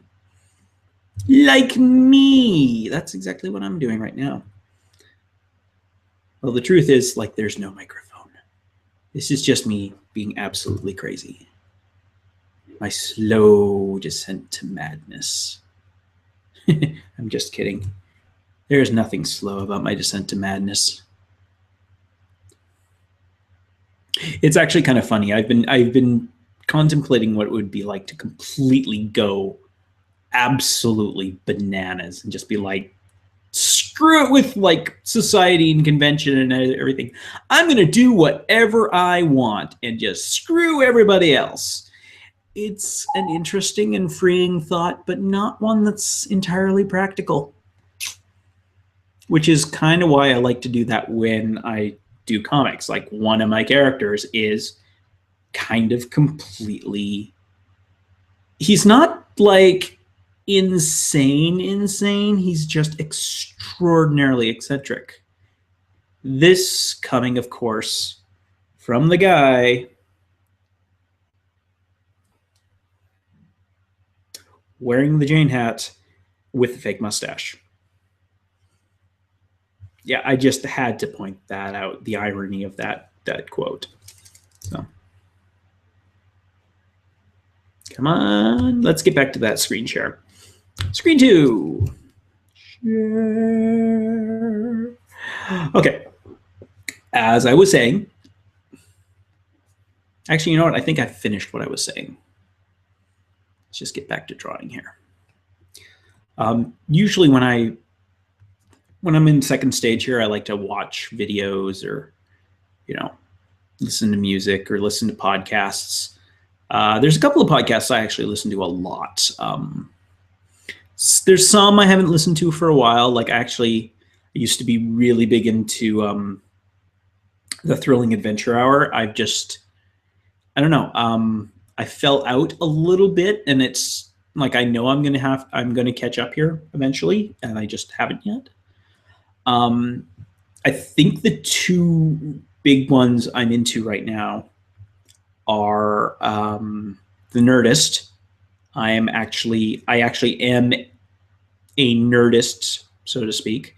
I have Chris Hardwick's book. I actually have been starting to follow it and starting to create my character, so to speak.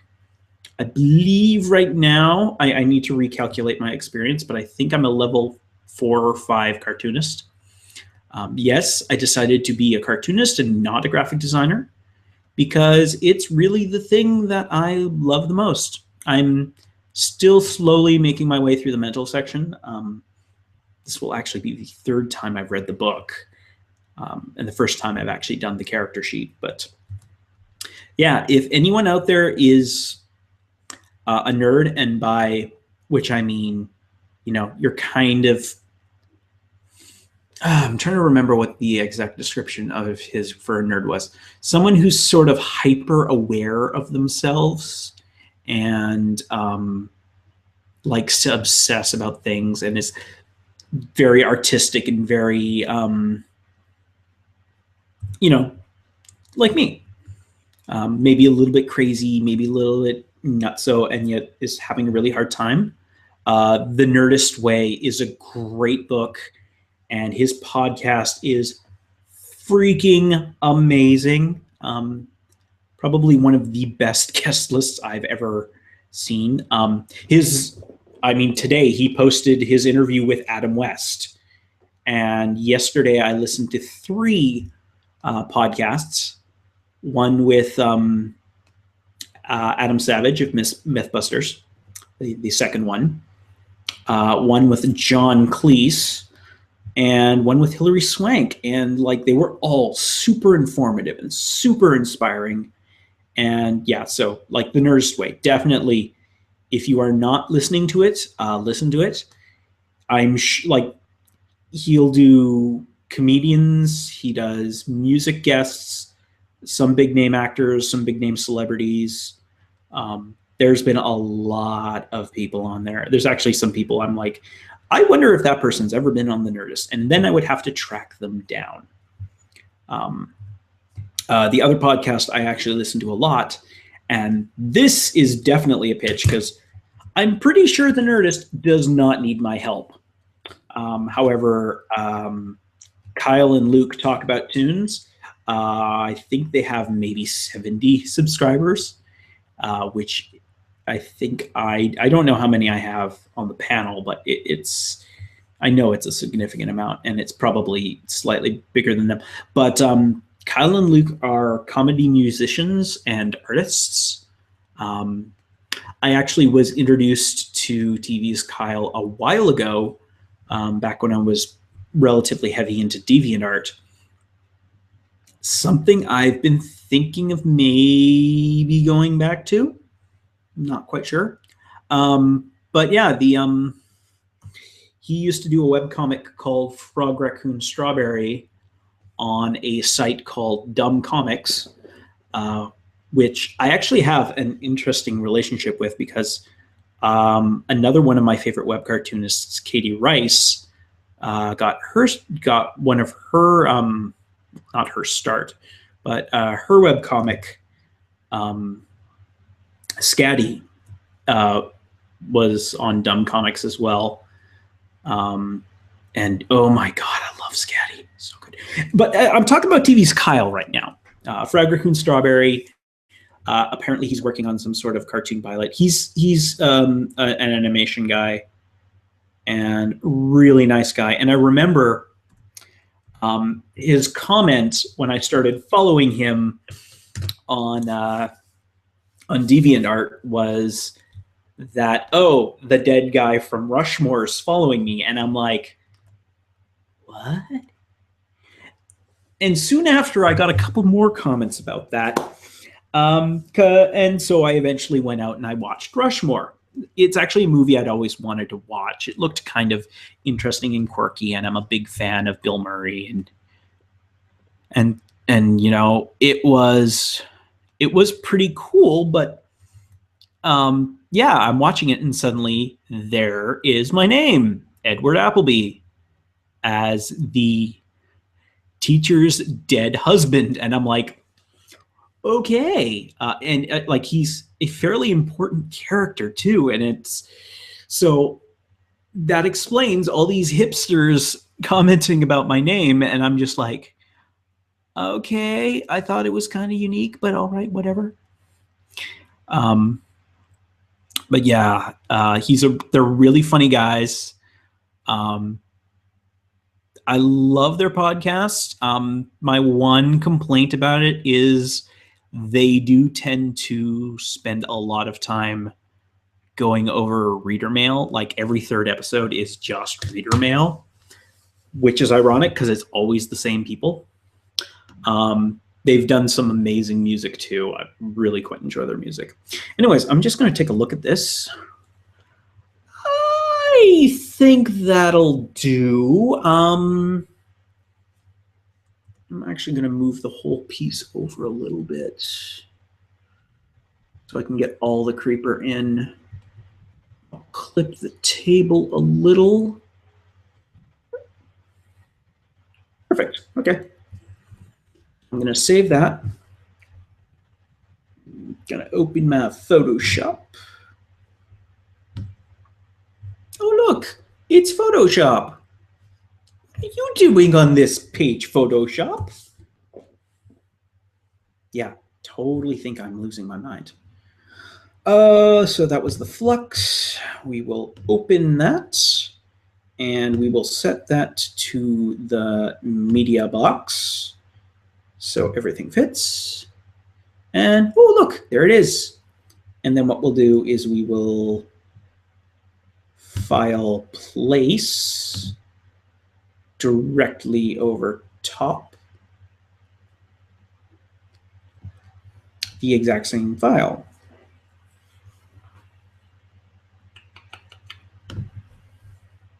No, not that one. There we go. Place that. Again, we want media box. Okay. And for some reason, we are currently looking at the Illustrator file. That's not what we want. We want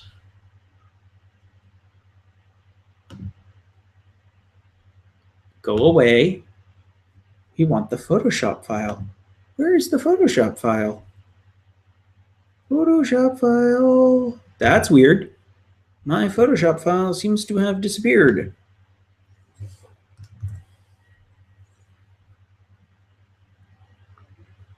Okay. That's strange. Let's see what we have. We have Twitter. We have our thingy. Did my screen share make the Photoshop file go away? Because it looks like it's there.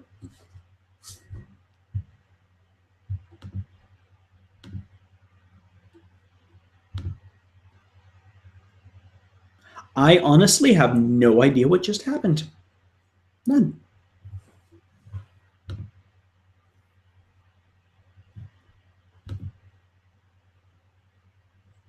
I'm going to go full screen. No. I don't know what happened to my Photoshop. It literally seems to have disappeared on me. Well, you know what I'm going to do? I'm going to click on the Photoshop. I'm going to save. Yes, place the file before saving, wherever that is. Save it. Okay. Oh, there it is. Huh. I have no idea where that disappeared to. It just disappeared briefly. But it's back. There it is. Now it's fitting on the screen. And as you see, there's the back layer, there's the front layer, and the front layer is still a smart object. So yay! I don't actually need the extinct species anymore. They already have it. So there's the cover, there's Flux, and now I don't need you anymore. You're done. Let's go and finish off this.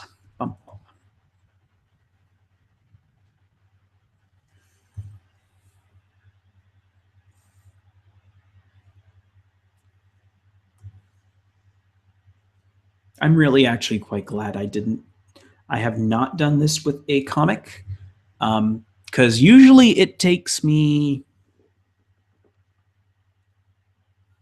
like an entire day to do one of these stages, because you're basically looking at 3 stages. You're looking at first inking, second inking, and color. And that's really like 24 hours worth of work. It would make a nice fundraiser, maybe.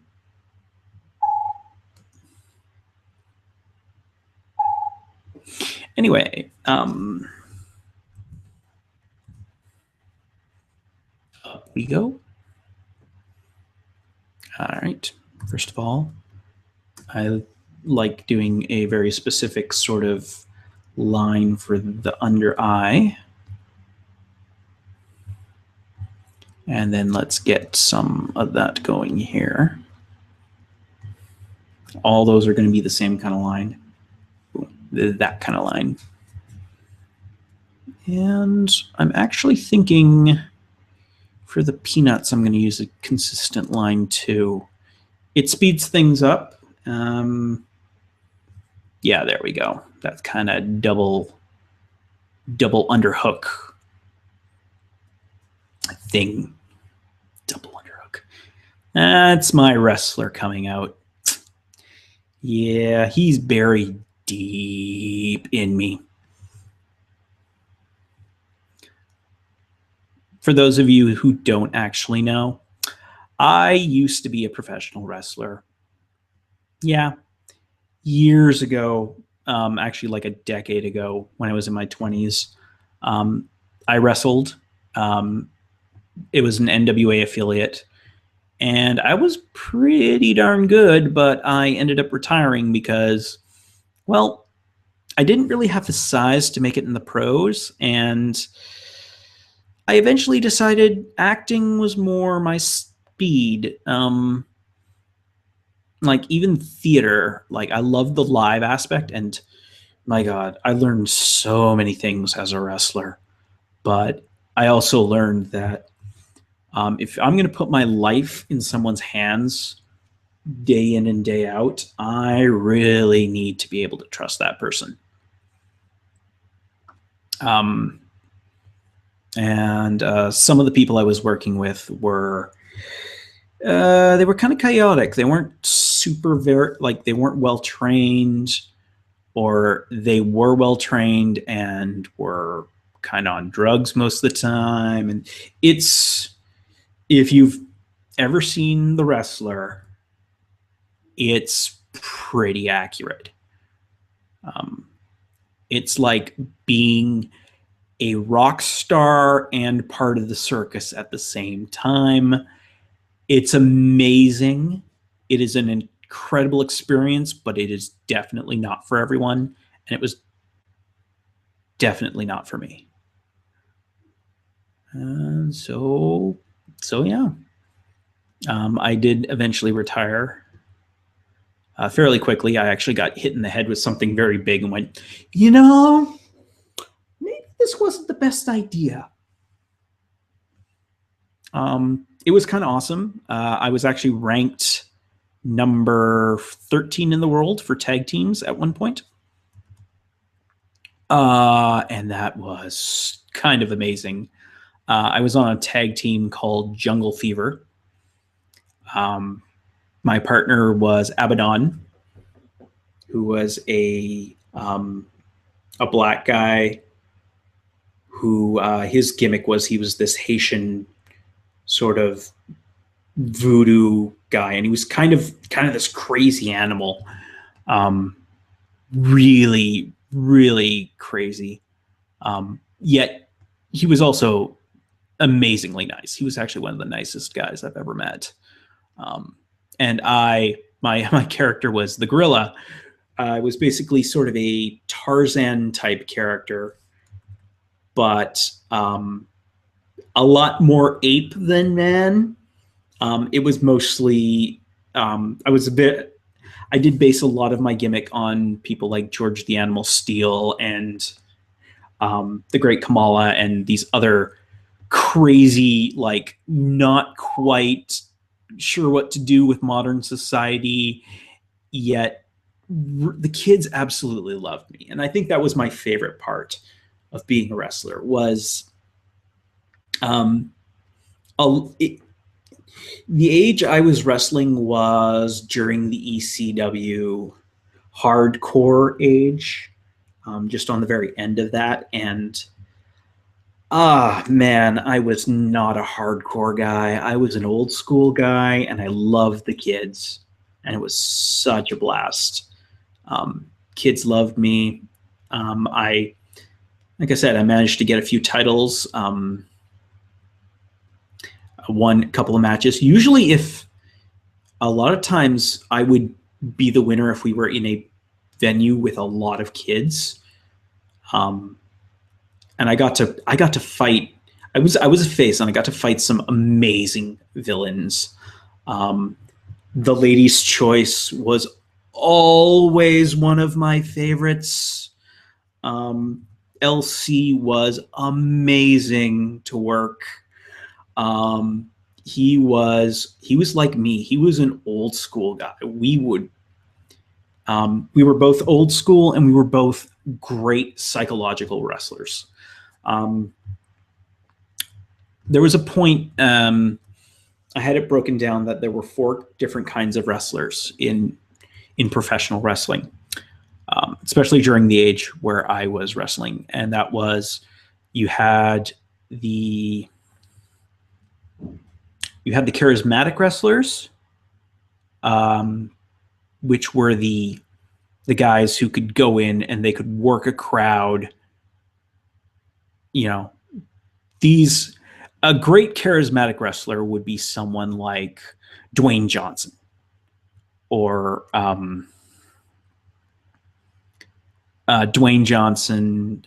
Stone Cold Steve Austin.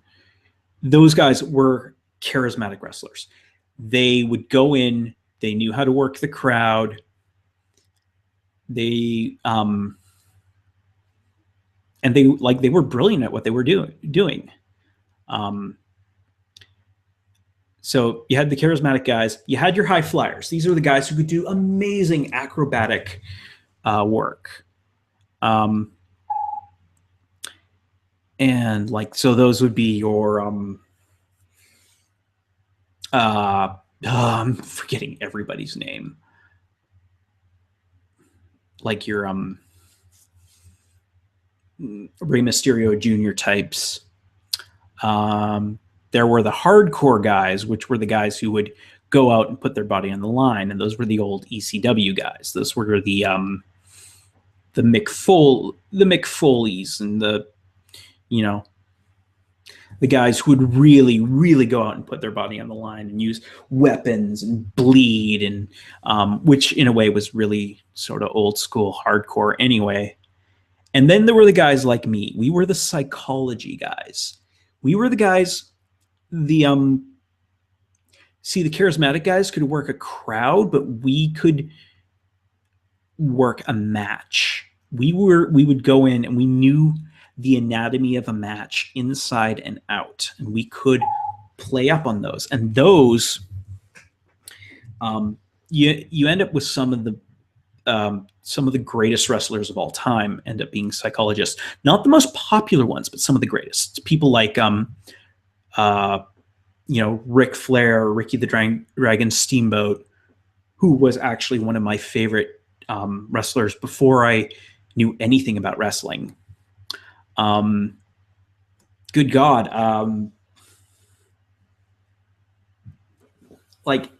these are guys who knew how to work a match, and that was where I fell. Like, I could work the piss out of a match. Some of the school shows, I actually did the school shows for a while after I'd graduated because I liked training new guys. And one show, I did what's called a squash match against a guy who was coming up. Like, this guy was huge, this big Persian dude. I want to say his name was Raj,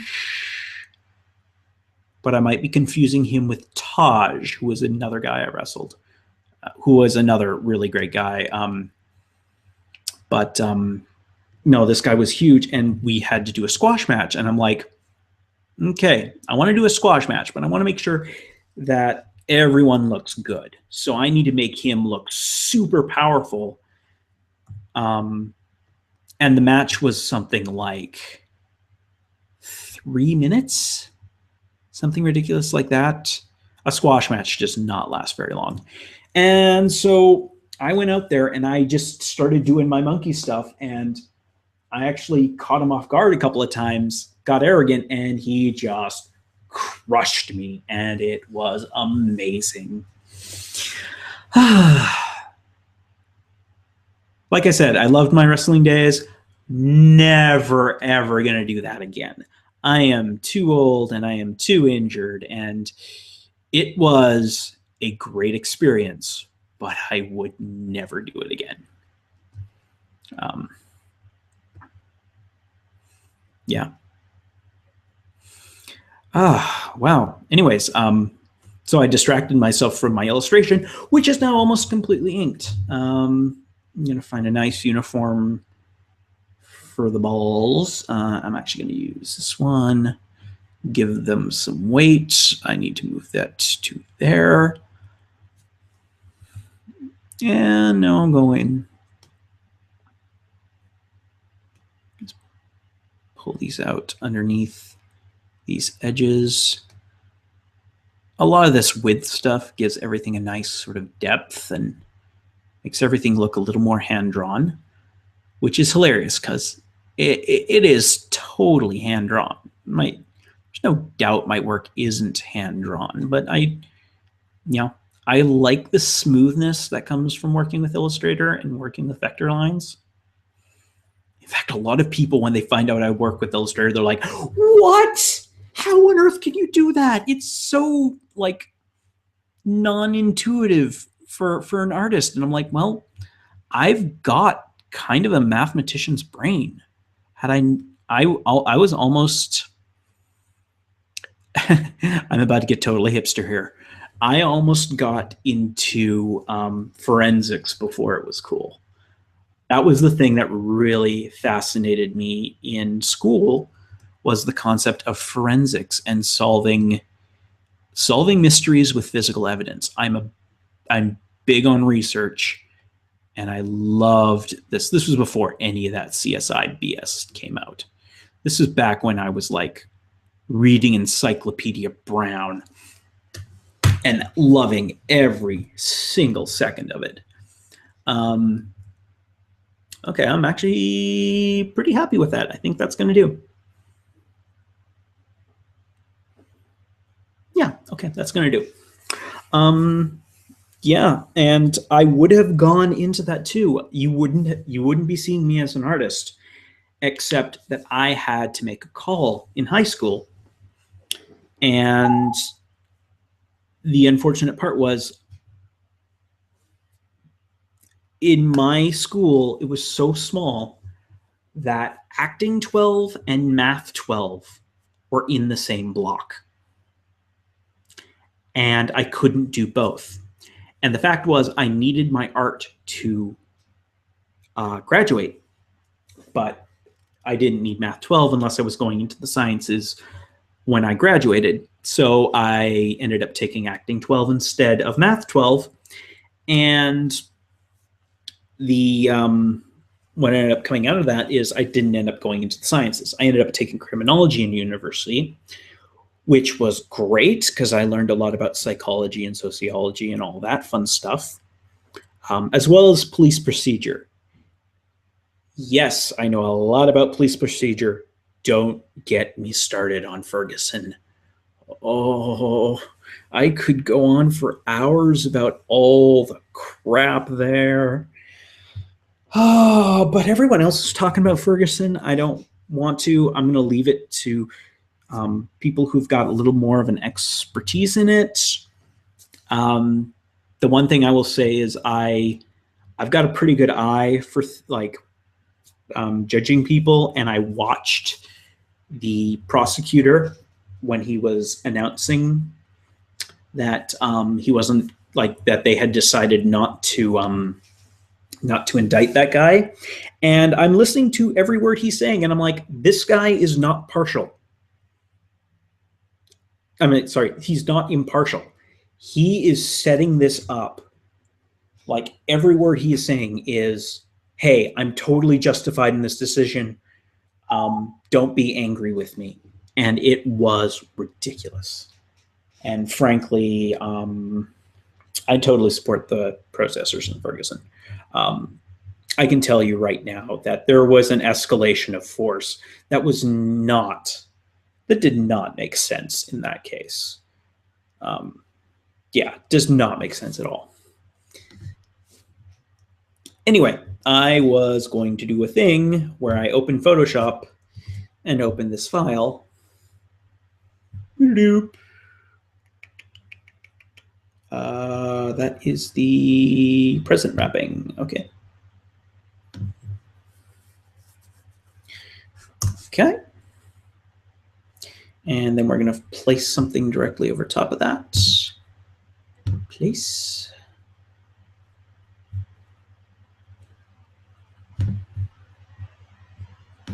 Let's see if it disappears again. Oh, no, there it is. Great.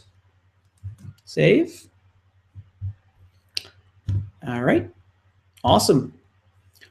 Well, that's it for my Illustrator file. So I'm going to quit Illustrator. I don't want to drain too much power out of my computer. Wow, it's 4:30. I got to really get going. This has actually been taking a little bit longer than I'd expected, which is kind of ridiculous because this is a long process. I'll be honest. So I'm going to open up one more file here. This is, first of all, that's in the wrong thing.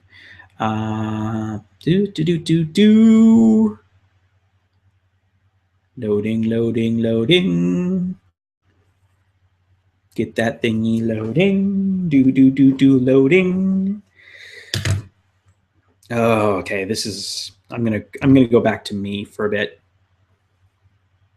Hi guys. It has gotten dark because it's 4:30 in Canada, and that's what happens. So there we are. I'm actually opening up a palette. This is my EdsRS palette. It is literally the thing I use when I'm when I was doing EdsRS to make sure I got colors consistent. Screen 2 and share. So yeah, this is my color palette.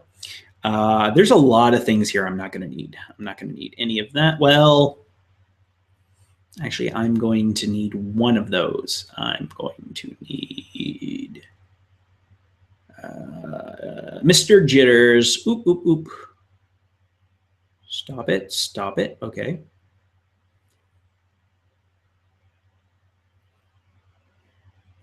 Now,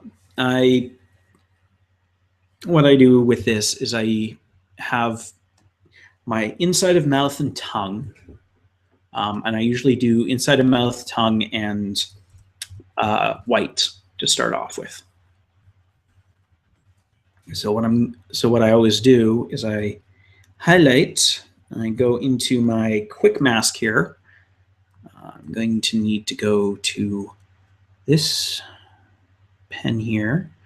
It's a fairly small size.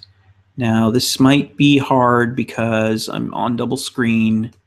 It wants to actually pull pretty hard to the left and right. I could fix that by going single screen, but that's a pretty big rigmarole right now. And switch that to white and fill. And my fill actually traps it as well.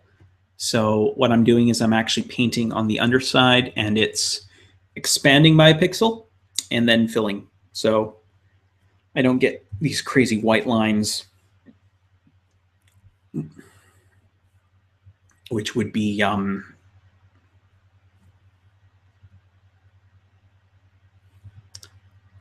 happening if I tried to fill with like the paint bucket tool. Now I gotta color all these sperm. Sperm. This is almost a good introduction to talking about sex, which would totally embarrass my wife because my wife is not like comfortable talking about sex at all. Not too bad about it. I don't mind it at all. I like to think of myself as a fairly sex positive individual. I mean, why not? It's a completely natural thing. I'm almost looking forward to having those conversations with my kids, as well as I'm kind of dreading it because, you know, it's not, you're kind of worried about screwing it up, though really the biggest way to screw up your kids with sex is to not talk about it and just have them figure it out on their own. Wow, that's a scary concept.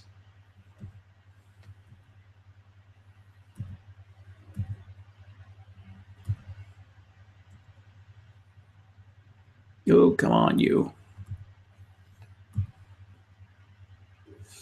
I'm actually just taking a quick look while I'm here. Sometimes when I do the double, like that double pasting the inks on top, they don't end up entirely aligned. These seem to have done quite well though, so I'm pretty happy with that. So that's all of that. I'm expecting there to be a lot of blue on this once it's done. And again, like I said, I usually like to go through and, oh, see, that's exactly what I'm talking about. So you'll see they're not quite aligned. That's better. I also wasn't on the right layer. I would have tried to fill that in and it would have been like, no. See, that is that kind of smart layer, the vector smart layer, which you are not allowed to edit in Photoshop. I mean, I can actually go into it and edit it, but you can't just like paint over it, which is good. It makes the inks very permanent and it means you can't screw them up. Which, as you know, anyone who's inked in Photoshop, I'm sure you've had that thing where you've accidentally colored your inks and suddenly you're like, oh no, I've messed up and there's no going back.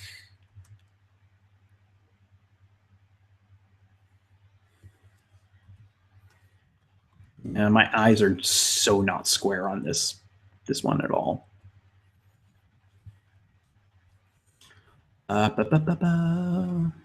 Make that white. I think, again, the cards are going to be the hardest part about this damn thing. Because. Okay.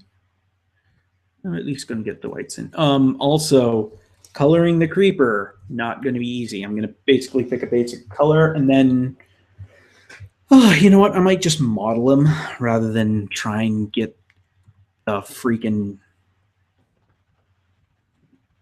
that stupid pixel pattern. Oh, that was the toughest part about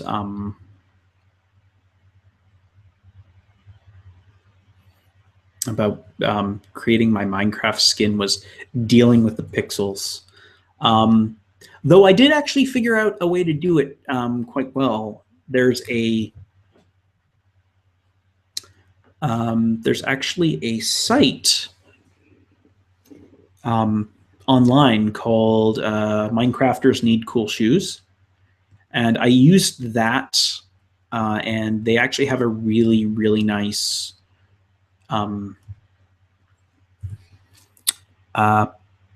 skin painter. And what it does is there's actually a way you can click the camouflage pattern, quote unquote.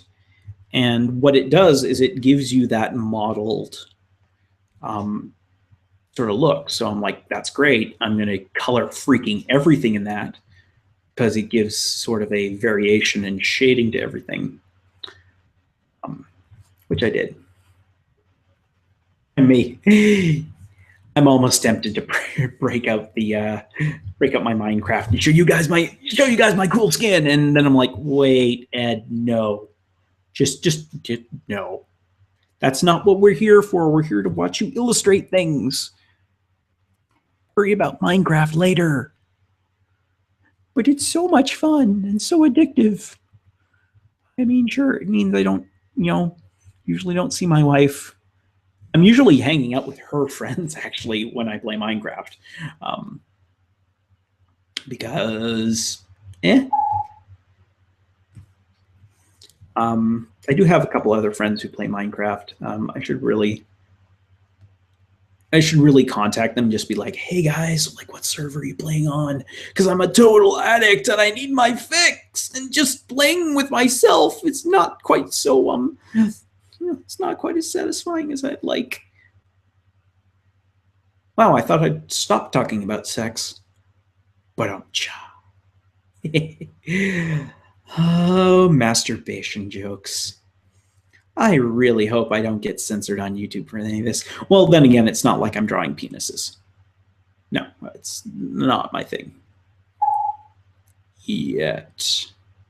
Actually, one of the things I wanted to do this year, and it's actually kind of unfortunate I never quite got to it. I wanted to do a blue book. And what the blue book would be is I have sketchbooks, and some of my sketchbooks have different colored covers. Usually I have a black one for my comic stuff and a red one for my design stuff. And what I wanted to do was I wanted to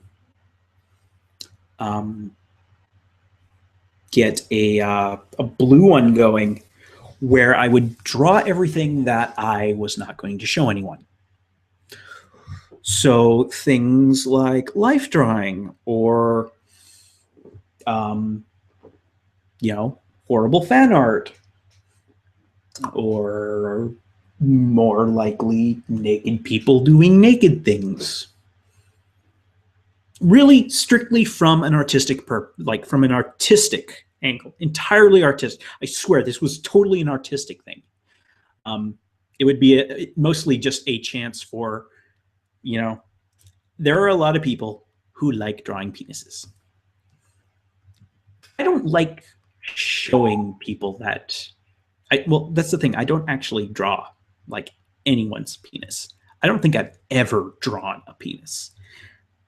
But part of me really wants to. And part of me wants to get that out. And if you don't express something, you repress things, and it just gets all kinds of crazy. And next thing you know, you're going around, I don't know, writing fan fiction or whatever people do it in deviant situations. I know that was awful. That was completely awful. Anyways, I'm going to get on better topics, and I'm going to talk to you about my skin palette. Let's go with that one for Einstein. And for that Goyle. Actually, let's go with the baby. Yeah, that one. Yeah. Um, I actually made my skin palettes a very, very long time ago.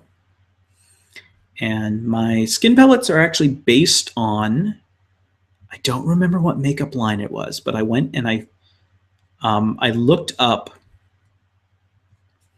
on a makeup site, one of those, it was like Revlon or Maybelline or something, and they had a wide range of their foundation makeups. And I'm like, this is a good start. So I went in and I sampled all of these different colors and I put them on a palette and I used that as my base. So rather than, having the exact same skin color for absolutely everybody, I used that as a base. And since then, I've darkened some up. I've made some lighter.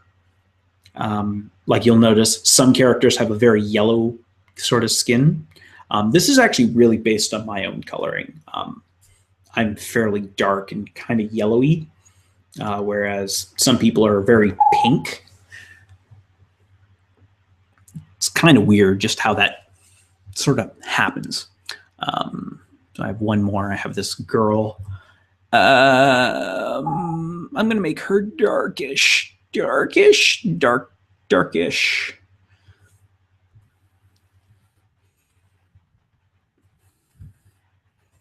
I've actually found that the one joy of doing comics and skin color is you can actually really emphasize things. Like of those skin palettes, the darkest color sometimes isn't dark enough. Like I have to really darken up some people's colors. Speaking of which, I think that's pretty much everything I need from this palette, because there's no tongues. There's actually not even any open mouths. So I think I'm going to get rid of you. Yeah, sure, save. I'm going to actually redo the palette. One of the things I neglected to do sometimes was actually have a character sheet when I do characters. And that was unfortunate. So, all right. So one of the things I want to do here is I actually want to make this red, the card red. And I actually did this in a comic just the other day where I had one thing that was red. Everything else was like greens and blues and colors that were sort of lighter. It's really good when you want to emphasize something. And in this case, I want to emphasize that the gift is a card.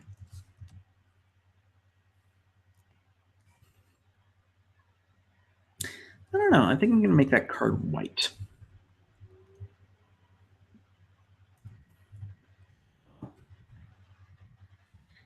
That fillet. Of course, the tree behind her is going to be a base green, probably a little more of a yellowy dark green. Oh, there's a hole. This is why I love the quick mask. Usually pretty easy to find a hole. Okay, it's not there. Those are fine. Oh, there it is at the bottom here. So I'm going to fill that in, then fill the outside, and badoom, just like that.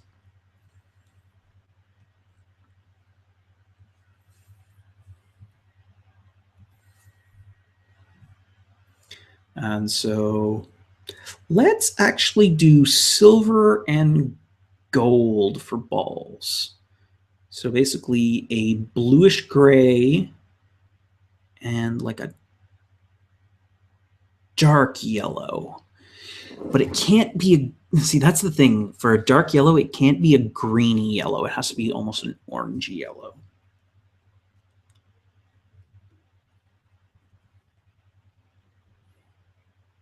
Like that.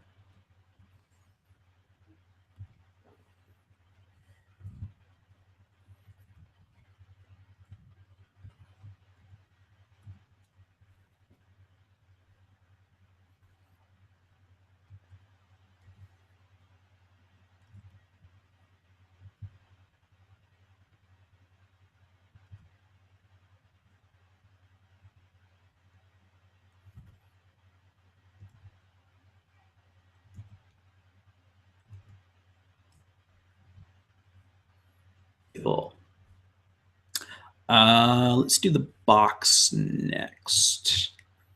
The box should be box colored, so like a faded light brown, almost a yellowy brown. Okay.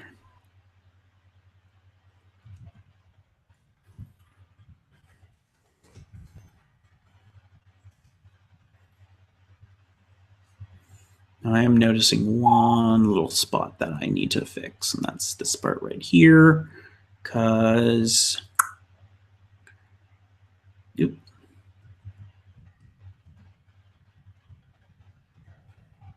should actually be an extension of her hair.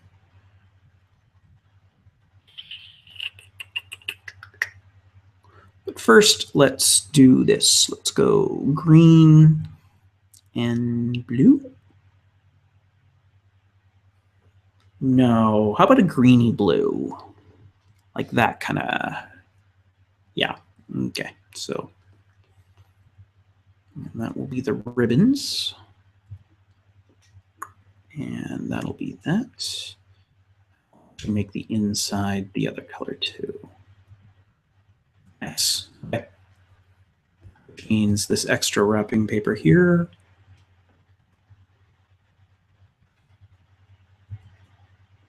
also be that color. And we'll select that and we will close up these little gaps. That one, and that one.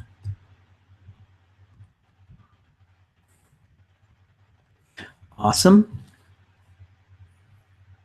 All right, that just basically leaves her pajamas and hair, and then we can go to shading and backgrounds.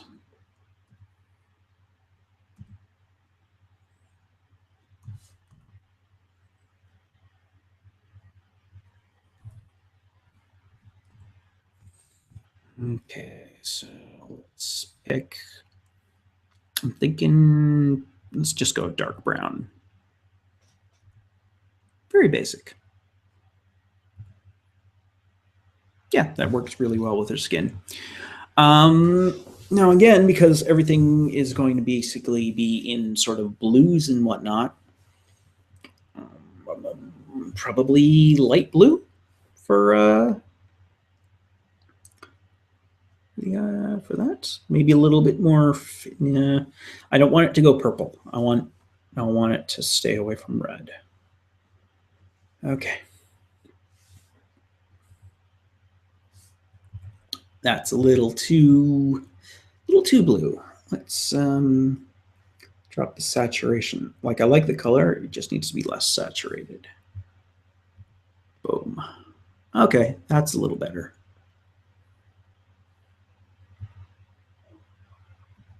And I'm just going to make our buttons the same color. And that's basically flatted. So I'm just going to use an action to set up my shading layer, and we will get to that later.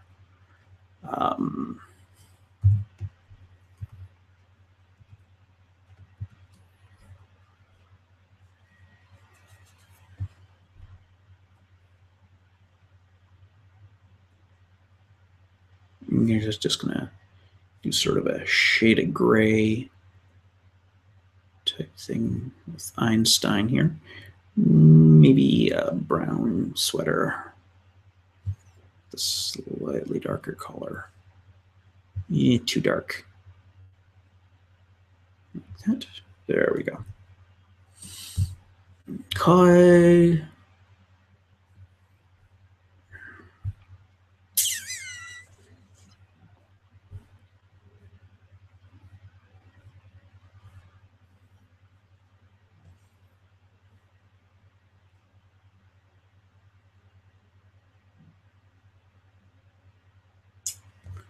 God, those cards are going to be such a pain in the butt.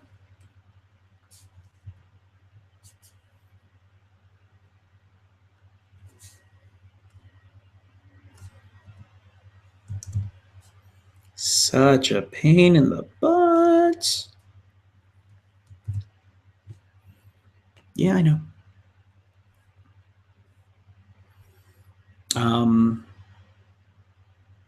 know what? I'm not entirely sure what kind of color the creeper is going to be. So I'm actually going to do a little image search for creeper. Creeper.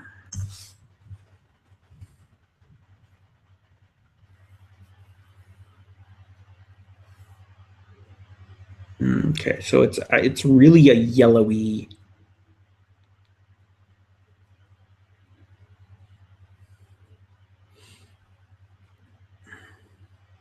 It's really a yellowy, foresty kind of green. So I'm gonna grab one like that green. I'm just gonna do all of it this color. And then what I'll do is just want to make sure that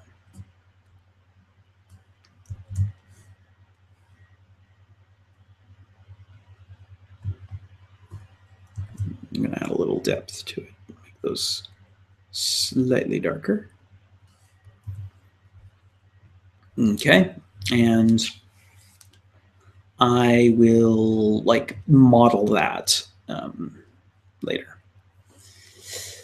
As for the cards, I'm going to make those face-up ones white.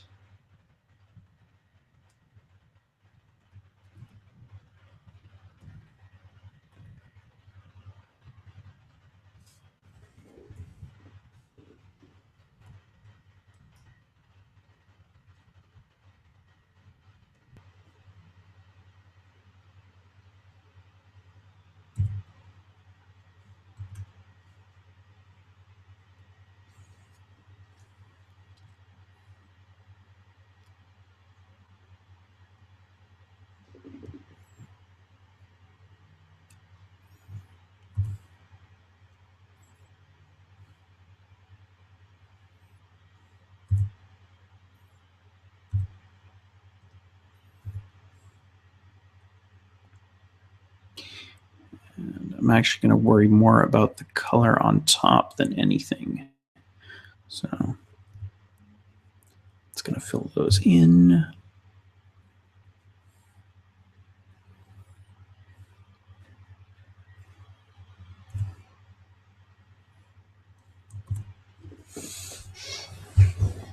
And XP, I'm just going to draw some stuff.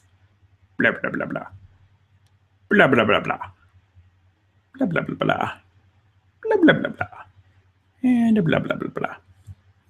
And this is going to be a cookie. Cookie, yum, yum. Yum. And let's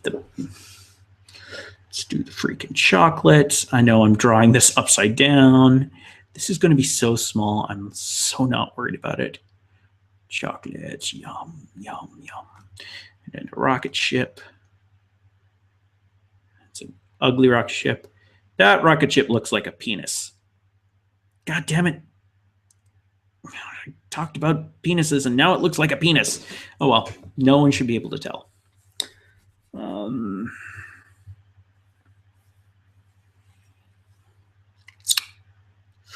And rocket to the toaster. Just why? That doesn't even look like a toaster. That doesn't even look like a toaster. Oh my god. I'm a professional. And a freaking creeper. Cause why not? Rah.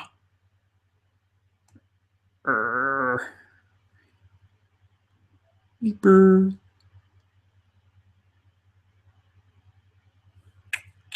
In fact,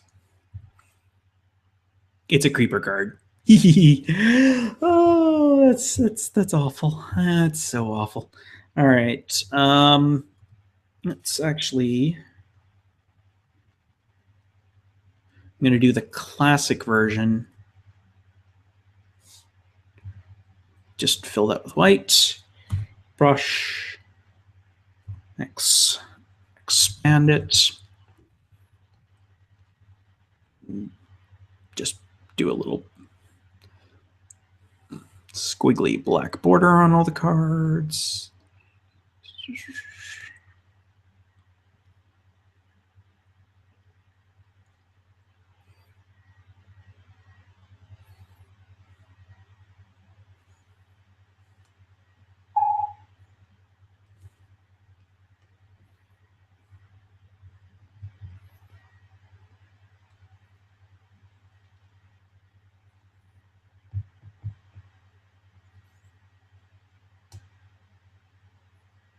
Your squigglies. Remember, Ed, you're on the air. You need to speak to your audience, assuming there is an audience.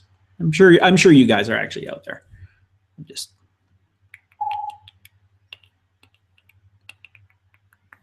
squiggle, squiggle. I know this is an awful representation of a flex deck.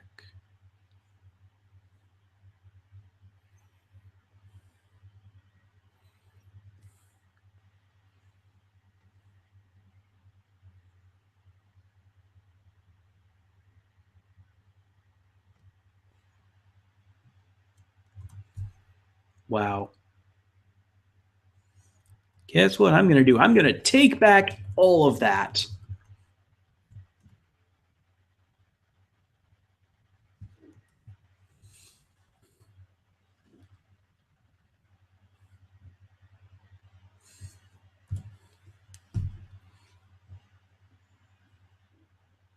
Because that looked awful. Yeah, you know what? That looks just... It's better. Whoa.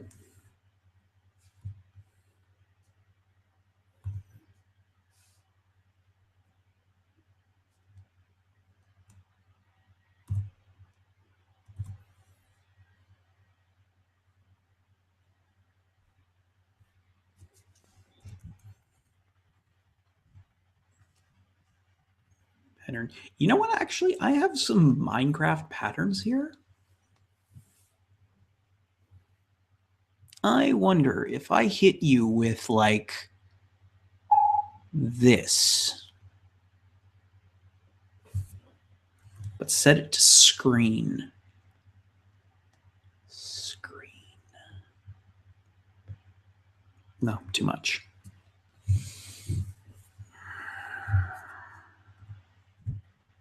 Yeah, whoop. Gradient to screen.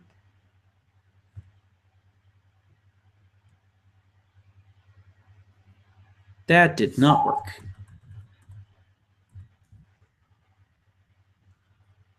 I'm sure I've got something here I could use. What's this?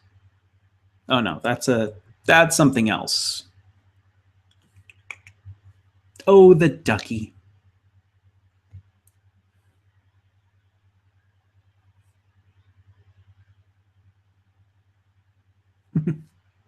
That just looks awful. I can do this pattern.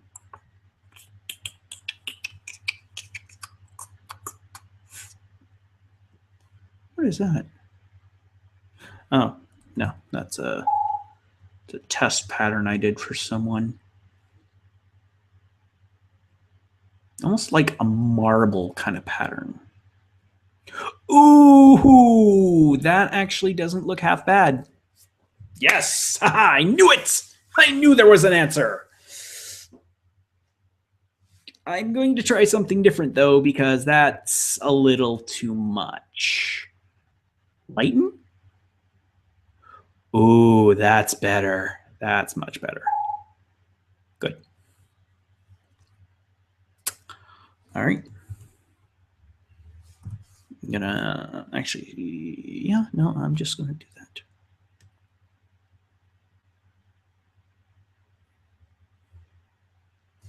And set up the shade. Yes, I want you to save. So that one's flatted. That one's flatted. Though I actually want to give her the little ducky pajamas.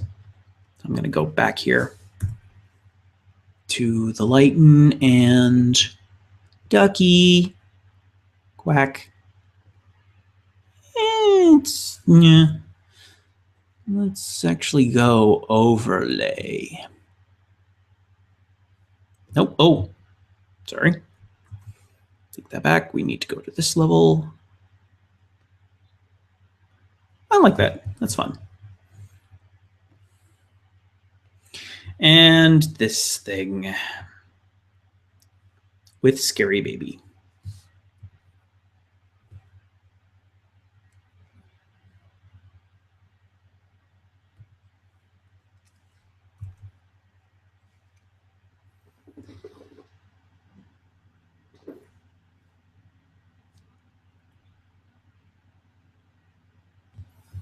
Not that color of blue. That color of blue. That'll do. And I'm going to find me a pattern. Do I have a bubbles pattern? Clouds, amoeba, bark, blistered paint, burlap.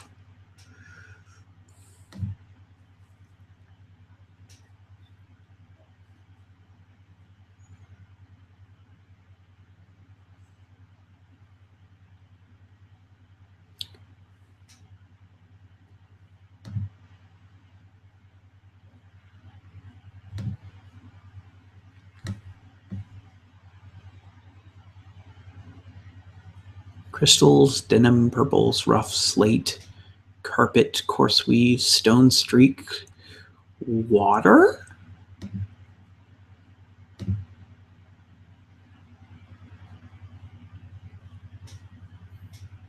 That's not bad, actually. What I'll do is I'll go in.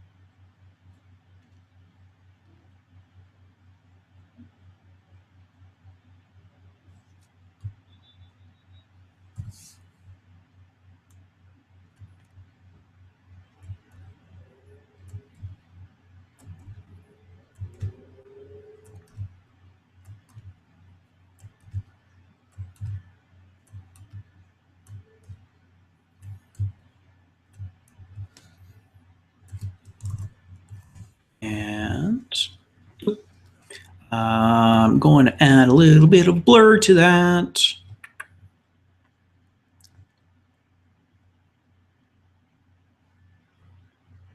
Okay, and I'm going to also add a little bit of a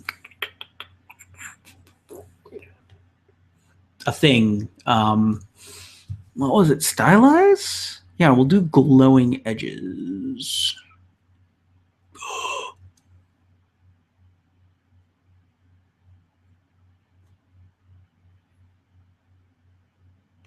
Nope, that did not work. All right, you know what? Let's do a posterize, actually. Stylize. Let's emboss it. Cancel.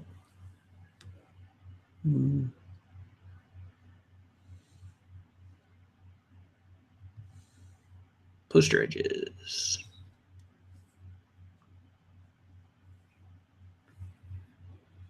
That did not much.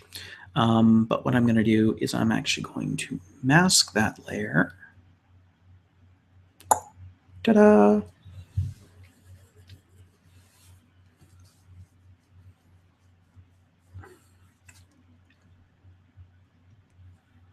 And then we're going to take this back layer and we're going to go doof and find out where that is.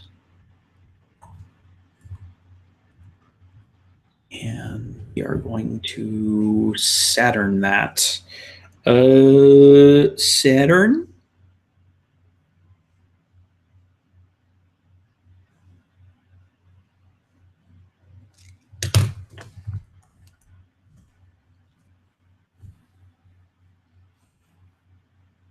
Actually, I want to look at the Gattaca.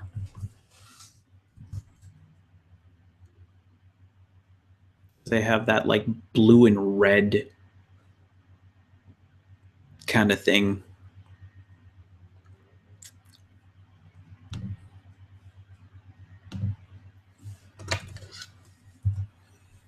Yeah, I want to pick.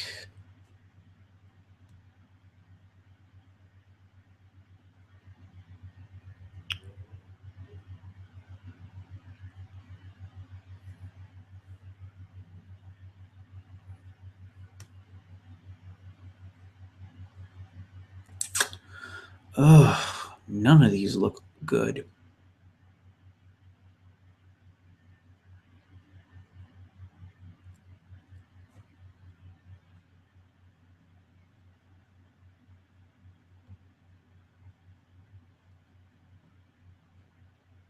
Oof.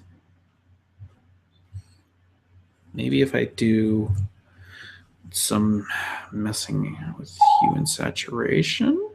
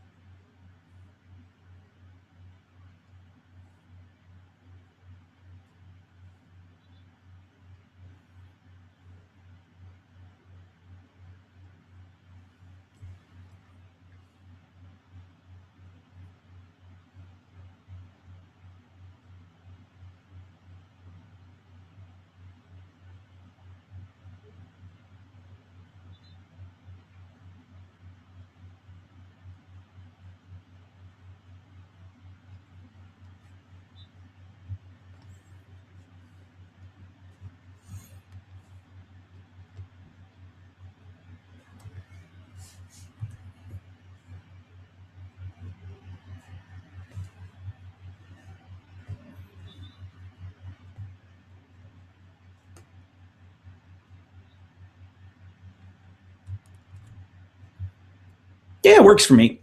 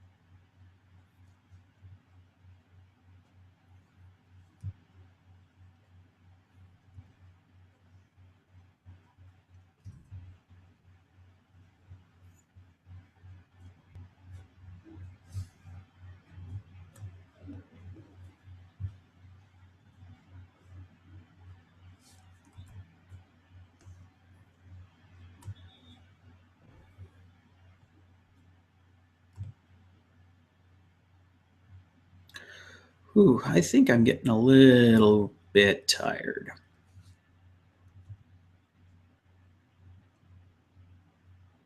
Can't do straight black.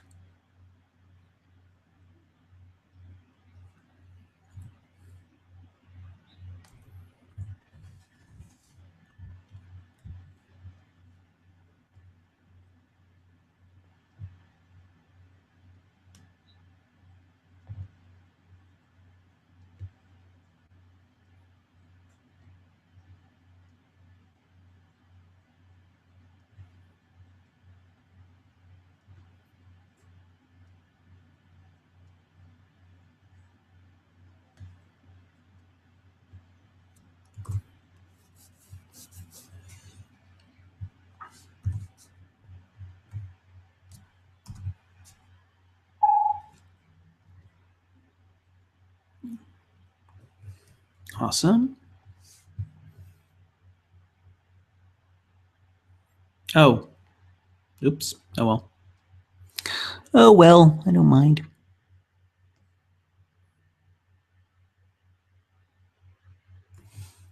And we are going to F4 that for the shading. So that's ready to shade. So I think we're pretty much ready to shade everything. There's a couple more backgrounds that need to be done, but I'm just going to shade up things and go from there. Now, you are going to probably pull your hair out when you see me shade because I do it in a really strange way. What I do is I take a big fat pen that actually has some stuff to it. Stuff. And you'll notice that there's a mask here. And what I've done is I've got an action that copies the layer, messes with the darkness and saturation. And then all I do is I just lay out the basics, absolute basics of the shading. Just like that.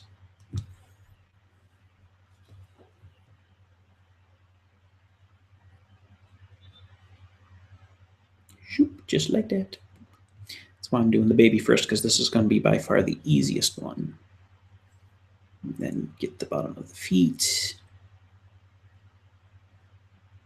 And again, this is really just to give some depth to the art. It's not to really give any definite sort of shading. And I usually don't worry about like definite. Oh, I missed his fingers. Okay, that's not a big deal. I don't usually do definite shading unless there's a very good reason for it.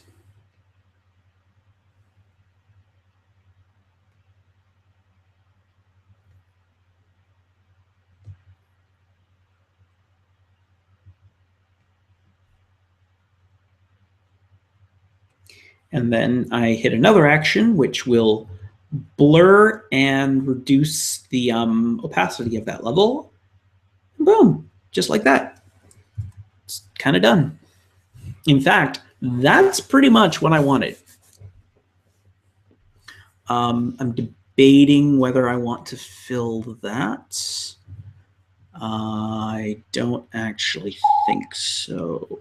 I think I'm good.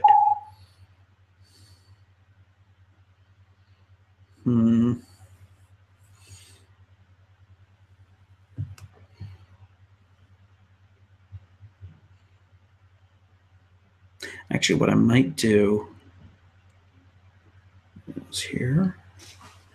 I'm going to drop in a pattern. I have this texture pattern. Oop, not there. There. What the? Oh, it's not at full. There we go. So, and then I set that to soft light and drop the opacity to like 80%. And what that does is that just gives everything sort of this nice little texture to it. And what I'm going to do is I'm going to select the baby and cut that out of the texture. Though I need to actually go in and erase this one little finger.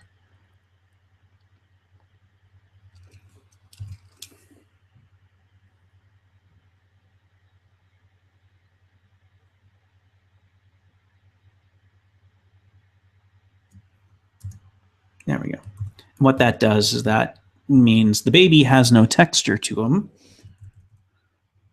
but everything else does, which will make him pop just a little bit more. And now what I'll do, image, layer, flatten image.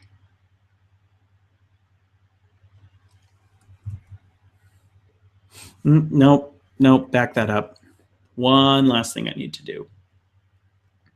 Fresh layer. I basically need to matte this whole thing. So that's going on the back.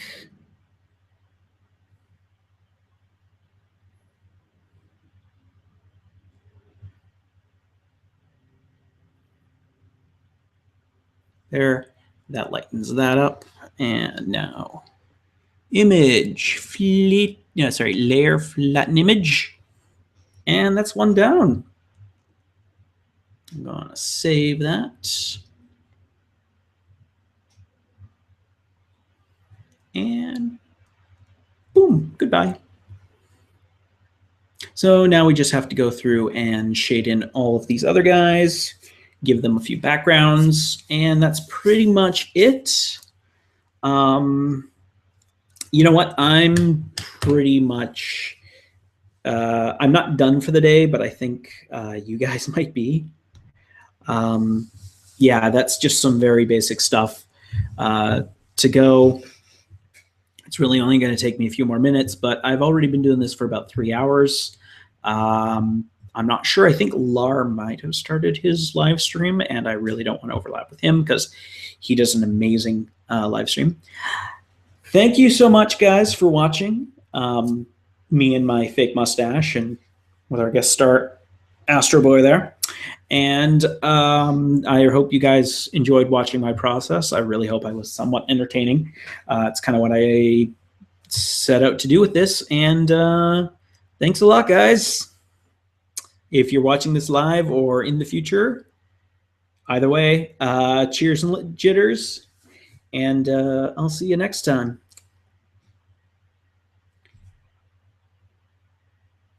Here's that. Okay, we can stop now.